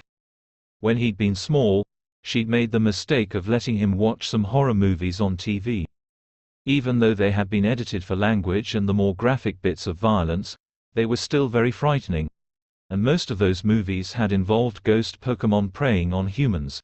No matter how many times she assured him that the ghosts in the movies were just trained actors, and that the blood wasn't real, he was still terrified of them, and it had taken a ban on ghost movies and several months to get him sleeping in his own bed by himself. Naruto's Umbreon immediately put itself between the Haunter and its master to protect him.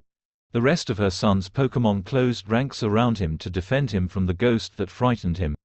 Well, except for the Vulpix, who just seemed rather baffled by what was going on. Where did you get that? Sasuke asked, eyeing the ghost warily. Eep! Sakura squeaked, hiding behind her Uchiha crush and clinging tightly to her bloomed cherub. Make it go away. Naruto whimpered, clinging onto her arm with a death grip. It's going to eat my soul. No, it's not going to eat your soul, Kushina said as patiently as she could. Look at it. It can barely see in the daylight. It won't hurt you. It's going to possess me. Naruto panicked. Make it leave. Naruto. Kushina bit her lip in concentration as she tried to figure out how a ghost Pokémon could wind up in one of her son's Pokéballs. With his memory still thoroughly blank between his fall and waking up in the hospital, she doubted that he could answer that question. And that left only one person who might know how this happened. Crap. All right, she muttered and pulled a Pokéball from her belt to release its contents. Hoshi. The large purple starfish appeared in a flash of light and made a strange cooing sound. Hoshi, I want you to find me sunshine. She instructed the psychic starfish. Lure him with your illuminate ability, chase him with your swift, do whatever you have to get him here. Go. Hoshi made its strange cry and lifted off the ground with its psychic powers and hovered for a moment. Its faceted gem flashed in an eerie senseless pattern. And then it spun off into the trees in a seemingly random direction without any warning. Sunshine, the Uchiha boy muttered in the silence. Who would name their kid that? The Haruno girl wondered. Kushina ignored the stupid questions and focused on trying to calm her son down. Naruto. She grabbed her face with both hands and forced the boy to look at her instead of staring at the source of his fear. Relax. That haunter isn't going to do anything to you. It's the middle of the day and ghost Pokemon don't like being out in the sun. No one is going to let it touch you. And besides, Shadow is an Umbreon now. He can protect you with his dark-type powers, okay? Naruto trembled. Why are you sure? I'm sure, she said with a firm nod. Everything's fine, just relax. Her son slowly turned to peer at the ghost from the corner of his eye. The haunter had sunk down to only a few inches off the ground and was futilely shading its eyes from the power of sunny day, squinting comically. He shuddered and looked away from it. Why'd I have that thing? He asked, still shivering. I hate ghosts, I'd never catch one. That is what I hope to find out when Hoshi gets back from its errand. Manato stared blankly off into space as Kirin walked the winding trails south of Miyaboku. There was no way that his Rapidash could run as much as he needed her to. If he tried to race her until he finally felt calm, she would have keeled over and died. And there was really no sense in punishing his Pokémon for something that they hadn't had anything to do with. What the hell was she thinking? That if she ignored things, that her problems would just resolve themselves? Or was she thinking at all? The tangled knot in his chest tightened and he wrung the loose reins in his hands. He wanted to hug her. He wanted to hit her. He never wanted her to leave. He never wanted to see her again. He felt conflicted and it left him almost sick. Kushina, Kirin reared suddenly with a cry and Manato nearly tumbled to the ground. Whoa. Whoa girl. What's wrong? The Rapidash settled down and Manato found a Starmie floating in the middle of the trail, its central gem glowing with an attractive light. Hoshi. The Starmie's gem pulsed twice. Manato scowled. She sent you to fetch me, didn't she? Another 2 light pulses. Well, that's too bad. I'm not interested. Hoshi's crystal went dark for a moment, and then the gem glowed white and sprayed glowing stars at the trail, forcing Kirin to leap backwards. Damn it. Manato swore. All right. Enough. I'll come. The swift attack immediately cut off and the Starmie went back to using its illuminate ability on them, drifting off the trail and calling eerily to them. Great, Manato muttered sourly and urged Kirin to follow with a twitch of the reins. She had better have a really good reason for this. The Starmie led them on a winding path through the trees and up the slope back towards town. Just before reaching the fringes, the starfish turned and traveled around the edge to the east. The little game of Follow the Starmie ended in the high meadow that he used to hang out in a lot as child and read his adventure books. The first time that Kushina had followed him home to Miyaboku, he'd shown it to her before he'd even given her a tour of the town. But she wasn't alone in the meadow. The boy, Naruto, was with her. And 2 other children, a boy and girl, that he didn't recognize. And several groups of Pokémon as well. Manato pulled Kirin up short at the edge of the trees as a surge of nerves hit him. He'd only encountered Naruto twice before. The first time the boy had been hurt and unconscious and he'd had no idea of the boy's significance. The second time he'd slipped into his hospital room after hours and watched the kid sleep for a while as he tried to come to grips with what he'd learned. Naruto had briefly woken up then, but with his concussion it wasn't likely that he remembered anything. So what exactly would Manato find when he approached? I don't know anything about him. And he doesn't know anything about me. He might as well just be another young fan. Shaking his head, he slipped from Kirin's back and headed over to the cluster of humans and Pokémon with his Rapidash following after him. The mystery girl looked vaguely interesting. She had short pink hair. which made him wonder if she was any relation to some of the pink-haired nurses that he tended to see in Pokémon centers all over. The girl wore dark bike shorts under a red dress with white rings on it and a vague Chinese flavor to it. The mystery boy looked to be one of the Uchiha. The red and white Uchiwa fan stitched on the back of his blue jacket was a dead giveaway to that. The sullen, arrogant aura that seemed to cling to him only furthered Manato's suspicions of him. Kushina looked nice, but he pretty much always thought that she looked nice. She was a great deal more put together than she had when she first turned up on his doorstep several days earlier. Her long red hair was done up in a braid with only the shorter locks that framed her face loose. She dressed more femininely than she had when they'd first met, but she still stuck with jeans and sported a leather jacket. And Naruto was wearing his old clothes. Manato had dug some of his old clothing out of the attic where his uncle had stashed them to replace the boy's ruined outfit, but he hadn't expected to see Naruto in them quite so soon. It only heightened their close physical resemblance. Then he noted the Pokémon and how they were arranged in the meadow. The two other children's creatures didn't interest him nearly as much as Naruto's did. He recognized the Vulpix, Pikachu, Croagunk, and Umbreon from before. The Trapinch and Gyarados, of course he had a Gyarados, were new to him. And the Haunter was several yards away, cowering under the brightness of what he suspected to be sunny day. Strange, he frowned as he approached from behind. The way his Pokémon are standing, it's like they're defending him against the Haunter. But the Haunter isn't being aggressive at all. And why does he seem so afraid? Well, here goes nothing. All right, he sighed when he was directly behind her. What is it that you want? She flinched at his voice and muttered, "Sneaky bastard." Hoshi belatedly drifted through her line of vision. "Thanks for warning me." Kushina stiffened up and turned around to face him, her jaw clenched, and pointed behind her at the Haunter. "Could you explain that?" Manato scratched at the back of his head while he gathered his thoughts. "Well, Namikaze-sama," the girl squeaked, her voice barely audible. "You call him Sunshine?" the dark-haired boy sputtered. "I'd ask you to stop calling me that." Manato sighed wearily. "But I don't think that you can." Her blue-green eyes flashed and she pointed again towards the Haunter. "Explain, or I'll go back to pretty boy, or girly." "What needs to be explained, exactly?" he asked tensely. "Why does Naruto have that?" she demanded. Manato eyed the Haunter, which was still being quite docile. "Is there something wrong with having a Haunter?" She growled and closed the 2-foot gap between them. "He's terrified of ghost types." She hissed into his ear angrily. "He doesn't want one. So why does he have one?" His irritation with her quickly dissolved into intense awkward embarrassment. Oh. While catching the Haunter hadn't been planned, it should have been a good thing. When the hurt boy turned out to be his son, catching the Haunter for him was like a gift. It wasn't the best way to make up for a lifetime of missed birthdays, but it was certainly something.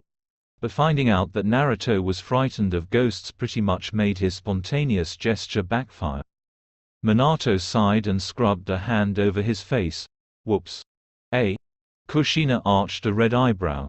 "You got that thing for him?" "Accidentally," he muttered. "How can you capture a Pokémon on accident?"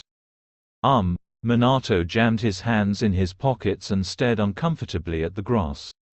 The sunny day finally waned, making the noon sky seem oddly dark despite the fact that there was barely a cloud in the sky. Kushina crossed her arms over his chest and started tapping her foot. "Well." Gathering his nerve, he related the scene that he had encountered that night. He told her what the ghosts had been doing. And he described the spur-of-the-moment capture. She listened without interruption, her face unreadable, which made him very uneasy. "Naruto almost got eaten by ghosts," the pink-haired girl yelped, abruptly reminding Manato that there was an audience made up of more than Pokémon. "Let me get this straight," Kushina said slowly. "You didn't just catch him a Haunter, you caught him a human aggressive one." Manato flinched at her sharp tone. "It's a bad idea to release Pokémon like that back into the wild. If Naruto wasn't so afraid of them, it wouldn't be as much of a problem. But since he is, I'll just arrange to trade with him." "All right," She sighed deeply and pinched the bridge of her nose. That could work. Naruto, what do you, Naruto? Glancing around the meadow, Minato frowned at not seeing the blond boy. He'd caught glimpses of the kid from the corners of his eyes as he talked. He'd seen the wide-eyed awe and felt at a loss as how to respond to it. He dealt with starry-eyed fans all the time, but his own son, who didn't know who his father was. Unsure of how to deal with that, he ignored the boy until he could determine a good way to approach him. But at some point during his conversation with Kushina, Naruto had slipped away. Not even his Pokémon had noticed his departure, and now they were milling around in disarray. It was like the kid was part ninja. Where'd he go? The dark-haired boy wondered. The Haunter, the girl said. It's gone. Sure enough, now that it wasn't blinded by the light of sunny day, the poisonous ghost had vanished. Hoshi! Kushina called out. Find Naru-chan, now. Naruto couldn't really run. It hurt his ribs. So he just walked away as quickly as he could. He didn't stop until he found a large flat rock out in the woods where he sat down and rested. Shadow had evolved, but he'd missed it. Watching a Pokémon evolve was a special event, and he'd been looking forward to watching his Eevee change form, no matter which one it was. Shadow had evolved somehow, but he had no idea when or how. He had a Haunter now. A ghost Pokémon had been only feet away from him, not behind a TV screen. It was terrifying. And it was embarrassing. Sasuke and Sakura had seen how afraid he was, how much of a baby he still was. And Minato Namikaze. Minato-sama, the coolest Pokémon trainer, had been even closer to him than the Haunter. He'd seen the league champion of Hai no Kuni in the flesh. And that man had seen him being a huge chicken. Naruto was sure that he looked like the biggest loser the famous trainer had ever seen. And his mother, she'd spoken to Minato-sama as if she knew him. She wasn't afraid of him. When was she ever afraid of anything? Or in awe of him? She'd yelled at him and threatened to label him with embarrassing nicknames. Hoshi had known him too, to have fetched him. And Minato-sama seemed to know her very well. It was all like some dream nightmare hybrid. It didn't feel real. And yet he knew he was awake and he'd watched everything unfold before his own eyes. So all of it had to be real. When Minato-sama had admitted to getting the Haunter in Naruto's Great Ball, the boy just had to leave and try to work everything out before some other crazy revelation made his head spin even more. Nothing makes sense anymore. There was a tinkling sound. And then Demon hopped up onto the rock in front of him. What do you want? Naruto muttered dully. The Vulpix simply stared up at him curiously. Why did you follow me, huh? You never care what I do. The little fire fox didn't answer. He couldn't, he just kept staring. And then eerie laughter drifted through the dense trees. The hairs on the back of Naruto's neck stood on end as his blue eyes rapidly darted around at the shadowy and suddenly threatening forest. This always happened in the movies. The ghost would appear from the shadows or from thin air. It would eat the human, drink their blood, or it would possess them and make them kill their friends and family while they were helpless to stop it. The fear made him cold, made him sweat, made it hard to breathe. The Haunter drifted out of a solid tree trunk, its floating hands reaching towards him and tongue lolling out of its mouth hungrily. Naruto froze, terrified but unable to move as the ghost floated closer and closer. The Vulpix snarled and spat an eerily bluish fire orb with a hazy tail at the ghost. The will-o-wisp wobbled in an unpredictable zigzag pattern before it struck the Haunter on the hand. The ghost Pokémon shrieked in pain as its ethereal body was burned and its eyes got all teary as the burn continued to cause it pain. Seeing the ghost hurt broke the paralyzing spell that trapped Naruto. In the movies, the ghosts only were hurt by sunlight, if they could be hurt at all. Ghosts weren't afraid of anything and they loved being terrifying and cruel. They didn't cry when they were burned. Hey, Naruto squeaked. The Haunter paused in its whimpers and sniffles to glance at him and Demon warily. Why you sure shouldn't scare people like that, Naruto gulped. It's not nice. It was stupid to be afraid of ghost Pokémon. They were just like any other monster that could be captured and tamed. He was a Pokémon trainer now, and too big to still be such a baby. And besides, Minato-sama had had a hand in this haunter's capture. That made it special, and he shouldn't be afraid of it.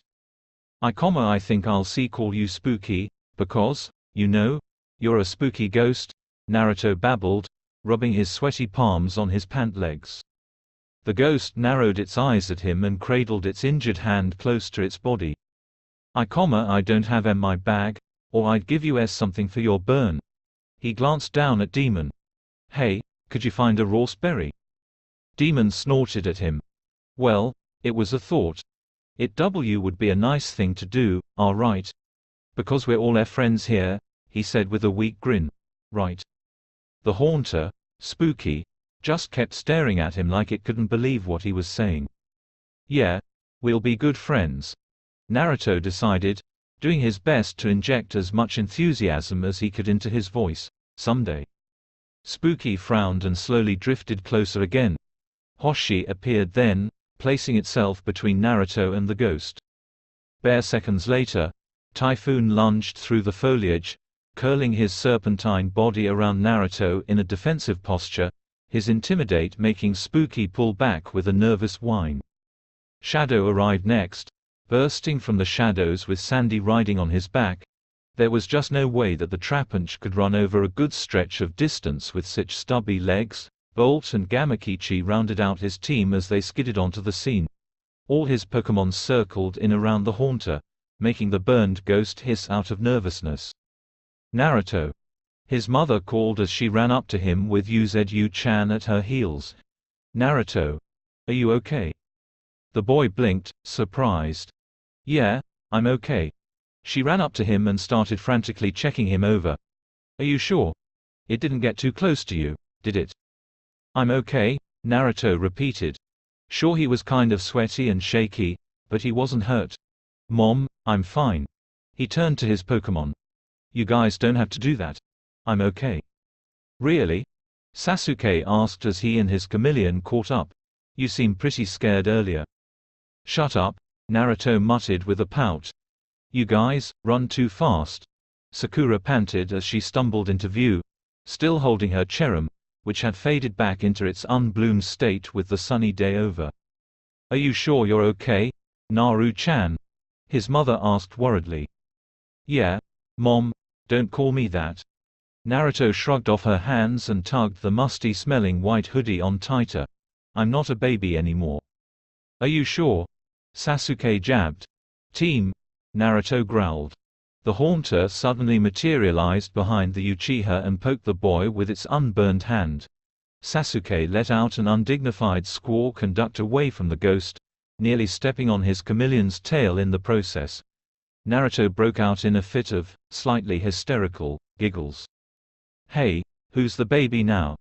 The ghost seemed pleased with Sasuke's reaction, but winced in pain from its burn. Naruto managed to get his giggles under control and took his new, lame, bag from his mother's shoulder. As he was trying to get to where he stored his berries to find a raspberry, Spooky got curious and drew closer, making Naruto's hands tremble and all his other Pokémon grow defensive. I am okay, he squeaked. The air, it feels cold, I need. A hand offered him a raspberry and he took it, giving up on trying to grip the zipper. Swallowing hard, he held the blue strawberry-like bit of fruit towards the ghost. Spooky extended a hand, snatched the berry, and devoured it in one gulp. The purple creature marveled as the pain of its burn eased, and the wound itself faded. There. Naruto let out a shaky sigh. All better. Not bad, a man's voice said. Not everyone is so willing to face what frightens them, Naruto. The blonde boy turned around to see who was speaking, and nearly had a heart attack. Manato-sama had come to find him, too. Even though he was wearing a blue hooded sweatshirt instead of his iconic white buttoned shirt with red flames, there was no mistaking him. He looked super awesome with his magnificent Rapidash standing by his side.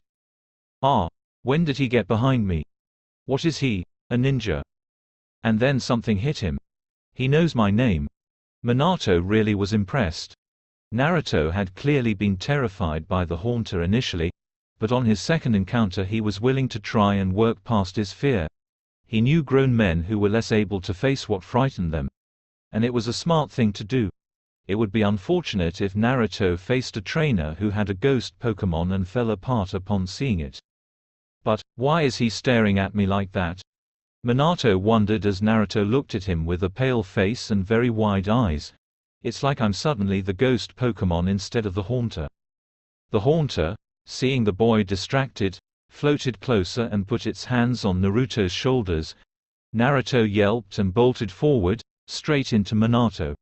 If Kirin's body hadn't helped brace him, Manato would have gotten knocked over. Cold hands, Naruto whimpered into Manato's sweatshirt as he trembled. Manato was rather stunned at first, but tentatively put his hands on the boy's shoulders. Ghost Pokémon to have cold hands, well, those that have hands. Naruto tensed at the sound of his voice and stumbled away, going back to being awed almost to the point of fear. Manato had seen it before. Some fans got excited upon meeting him in person.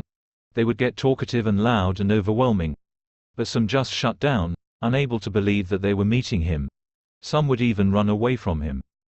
From what he could see, Naruto fell into the latter class of admirers. Great. I'm sorry. Manato grinned nervously. Did I startle you? The boy choked out a feeble squeak.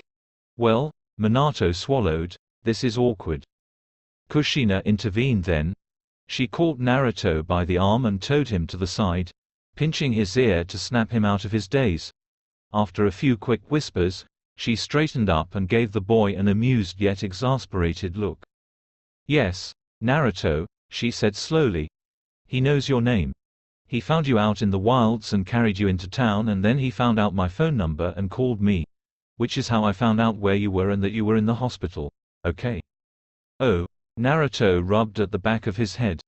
Uzumaki-san. The pink-haired girl piped up hesitantly. You know Namikaze-sama? I mean, you called him Sunshine, and…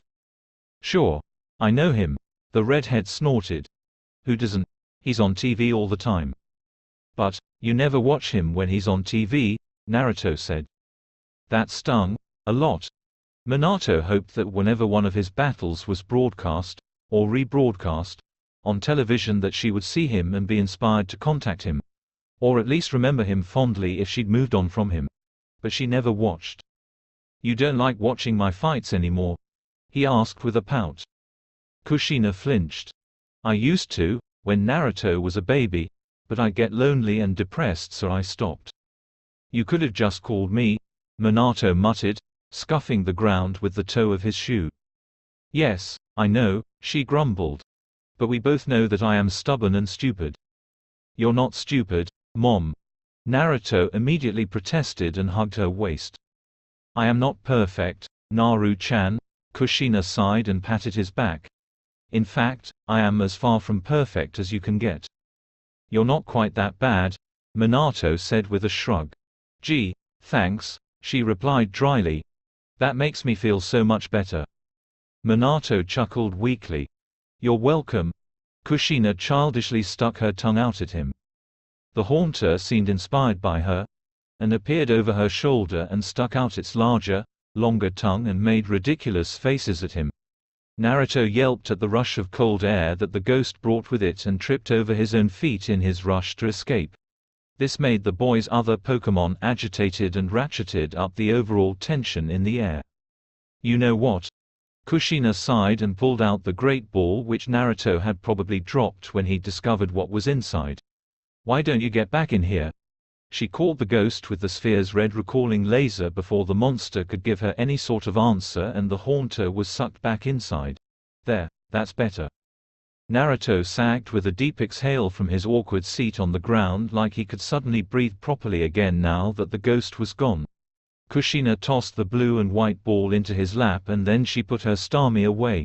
She eyed her son's clutch of concerned Pokémon before glancing back down at the boy. I think we've all had enough excitement today. Why don't you put your friends away so that we can head back into town? Okay. Naruto mumbled and returned all but his Pikachu back to their spheres. The boy started to stand up, but his legs didn't seem to want to support him. His injuries, all the walking he'd done, and his stress with the Haunter seemed to have done him in, leaving his legs as sturdy as jelly. All right, stop," Kushina sighed. She released another of her monsters, her faithful Feraligator. "Crusher, Naruto needs a lift." The giant blue crocodilian lumbered over to the boy and picked him up in his scaly arms with surprising gentleness. Naruto looked both relieved that he didn't have to try and walk anymore and embarrassed that he needed to be carried like a baby. His young Pikachu seemed fascinated with the great view he could get from on top of the Feraligator's head. "Now let's go." Kushina grinned and she and Uzu-chan led the way back to Miyaboku town. Crusher and his 2 passengers immediately followed her. And the boy and his chameleon, and the girl and her cherub, followed after the Feraligator. Manato hesitated, fiddling with Kirin's reins. He wanted to go with them, but his presence only made things awkward. Whenever he opened his mouth, all the kids would stare at him and Naruto looked like he was an inch away from freaking out. "Maybe I should just, hey," Kushina called over her shoulder. "Are you going to just stay out in the woods and sulk?" "I wasn't sulking," he yelled back. "I was thinking," he added more quietly and joined the short caravan back to town with Kirin in tow. "There's a difference." "If you say so," she shrugged. "I think a nice soak in the hot springs is in order." "Well, in that case," Manato thought, "I'll have to leave Kage on patrol to make sure that Jiraiya Oji-san doesn't do any peeping." Naruto groaned as he slipped into the steamy water of the onsen. He could see why Miyaboku town was known for its hot springs. Soaking in the hot water felt great, especially on his batter and sore body. And this particular onsen even allowed Pokémon to enjoy the hot water. That was a good thing for Naruto because without Crush's support, he probably would have drowned. The Feraligator basked under the surface of the water, letting Naruto rest on his back. As Bolt was leery of deep water after his near-drowning experience as a Pichu, Naruto switched him out for Gamakichi and the poison toad was enjoying himself immensely. Sasuke was nearby, also relaxing in the hot water. As Sasuke's chameleon was a fire Pokémon and therefore allergic to bodies of water, he had replaced it with his LA Kid. On the other side of the wooden fence in the girls' side of the springs, Naruto's mother and Uzu-chan were luxuriating with Sakura and one of her Pokémon. Minato-sama, the Great League champion, had vanished shortly after they returned to town. Naruto was relieved. He'd made enough of a fool of himself for the day. And the green and yellow bruises on his left side looked really gross. "Naruto," Sasuke grunted.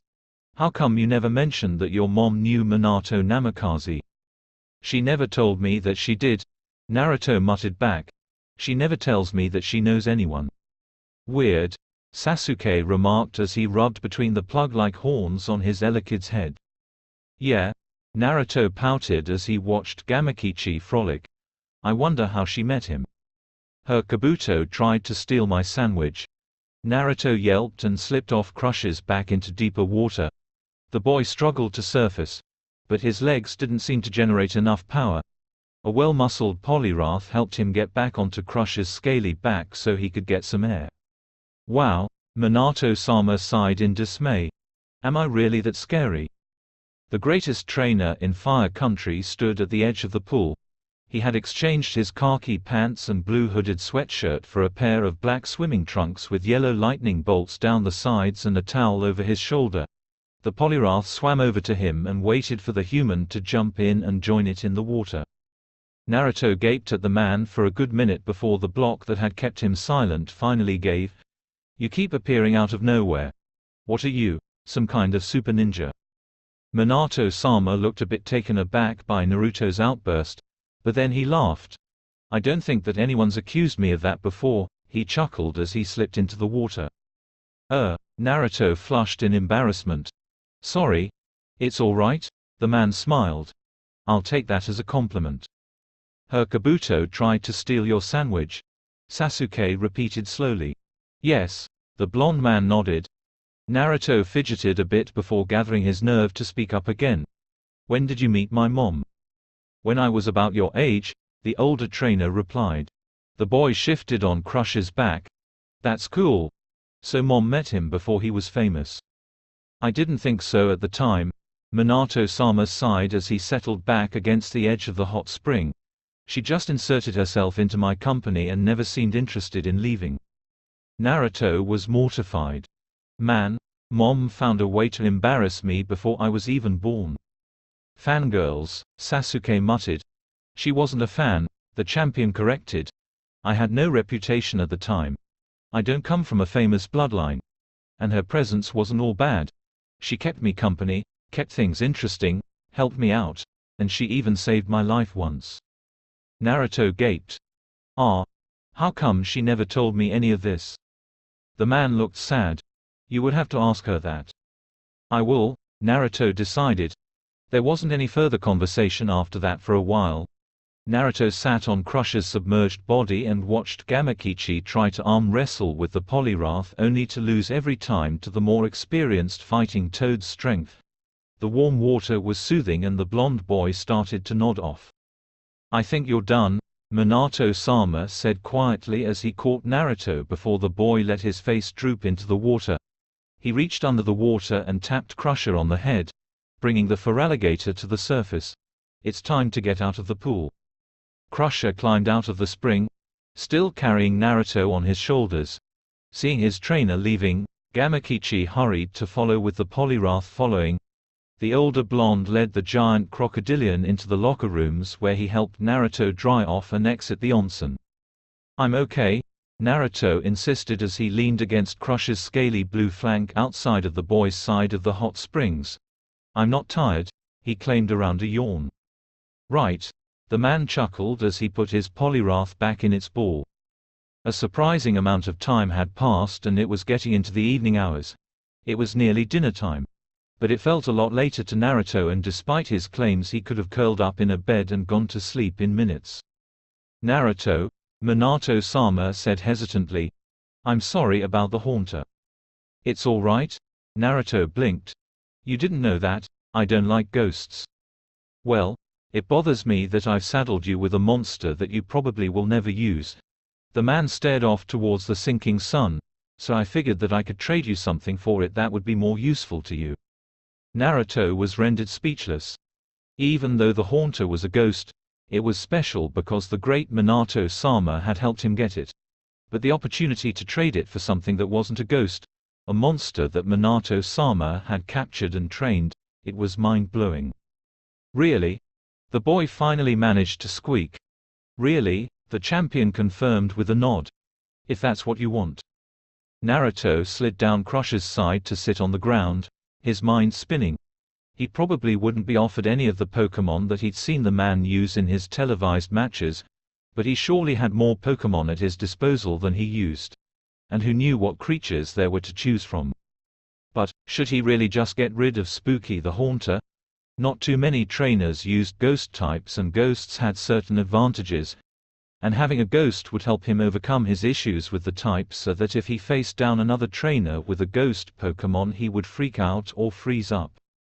I don't know, he mumbled. That's all right. The man gently helped him to his feet again.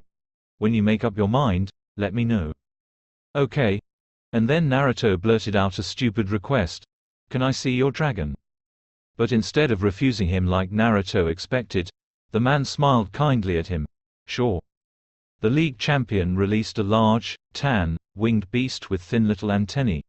It was tall, but still a few inches shorter than his mother's massive Feraligator. The mighty dragon looked kind of cute, but that belied its great power. The Dragonite first greeted Crusher like he was an old friend before taking notice of Naruto clinging to the Feraligator's side. It actually seemed a bit startled to see him and quickly leaned down to get a better look. Naruto held his breath as the dragon gently touched his face and hair with its sharp claws and even sniffed at him some. Then the Dragonite glanced over at its trainer before exchanging some words with Crusher. The dragon considered whatever it had learned from the crocodilian, looked down at Naruto again, and smiled at him as it patted him on the head like he was a cute little puppy. So I take it that you approve of Naruto, Ryu? The dragon's trainer asked. Ryu the Dragonite gave an affirmative reply. Oh good, Minato-sama grinned. Gamakichi hopped around from behind Naruto and croaked inquisitively at the towering dragon. Ryu politely greeted the little Krogunk and the two appeared to have a nice little chat. But the cute Pokémon interaction was interrupted by a man's yell and the cawing of a bird on the far side of the onsen complex. In minutes, the bird cries and the man's startled shouts drew closer. And then the tall, white-haired man that Naruto's mother had identified as Myaboku Town's gym leader skidded around the corner coming from the woman's side of the springs with a honchkrow pecking at his head. The gym leader ran back and forth in front of the onsen until Minato-sama whistled and the dark bird broke off to land by his side. "Good bird, Cage," the champion said, patting the honchkrow on its fedora-like feather crest. "Minato," the man with ridiculously long white hair wailed. "That was uncalled for and unnecessary." The blond man didn't look at all apologetic.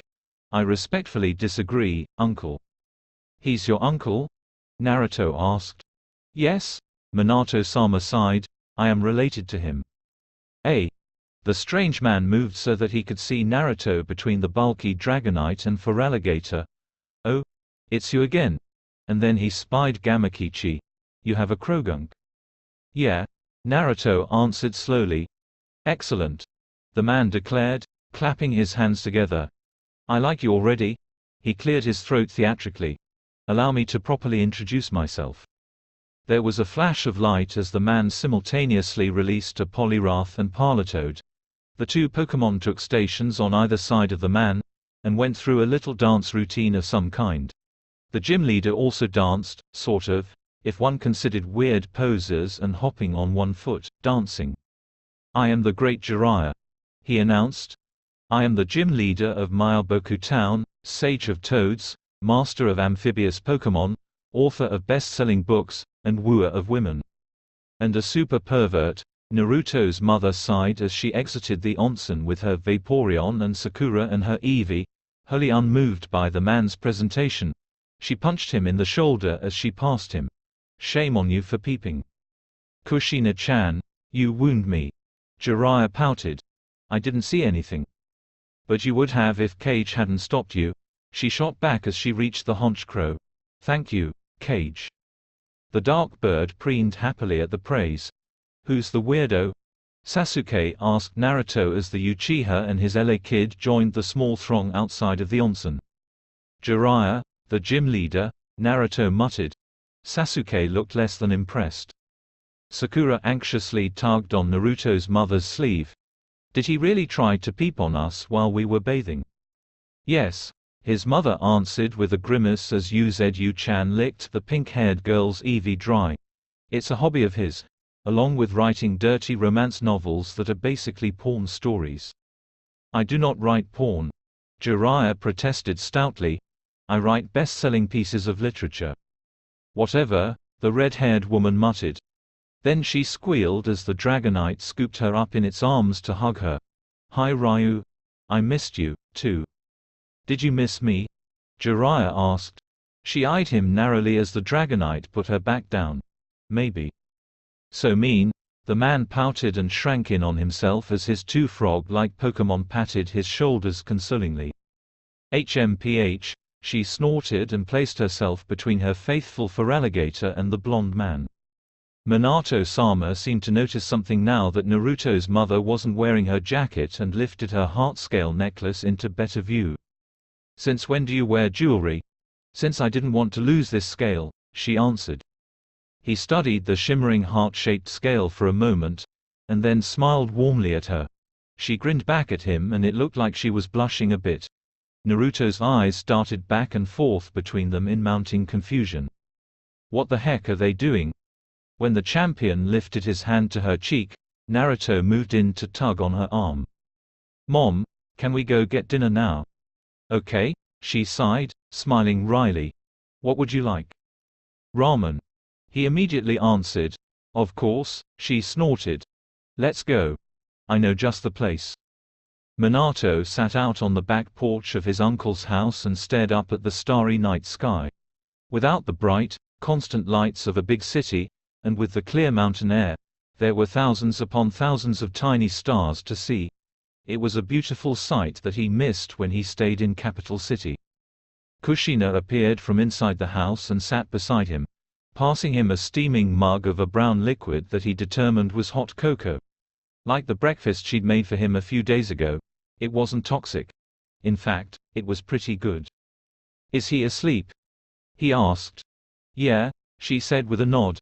"I didn't even get the chance to let him know that he's sleeping in your old room." "He'll find out in the morning." Manato shrugged and sipped at his drink. "And he'll be so excited," she giggled. "I dunno," he muttered. "He didn't seem too keen on me getting close to you. And he kept giving me suspicious looks all through dinner." "He's never seen me with a man before," she replied. "He's never had to share me with anyone." "Really?" He raised an inquiring eyebrow. "You never tried to date anyone else?" "Nah," she snorted. "You set the boyfriend bar too high. I haven't found anyone that can compare." Manato grinned so broadly that it started to hurt his cheek. "Oh really? What about you?" Kushina asked. "I'm sure that you had plenty of pretty girls desperate to date you." "I was talked into a few blind dates," he admitted. "And I was roped into going on a few dates with girls as contest prizes," he added with a grimace. "But I never found a single girl that I found half as interesting or attractive as you." "Gah. Stop making me blush." She huffed and lightly punched his shoulder. "You wicked charmer." "Only for you," he laughed and looped an arm around her shoulders. The red-haired woman sighed and rested her head on his shoulder. "Oh, Manato, sometimes, a lot of times, I wonder why you were ever interested in me. I could give you 100 reasons, but I'll just keep it simple," he replied. "Because you were you, and," he paused to swallow nervously, "and I loved you." She was silent for a while, and it was only until he felt a damp spot spreading on his shoulder did he realize that she was crying. "I'm sorry," she whispered hoarsely. "I'm so sorry. I shouldn't have run. I should have called a long time ago.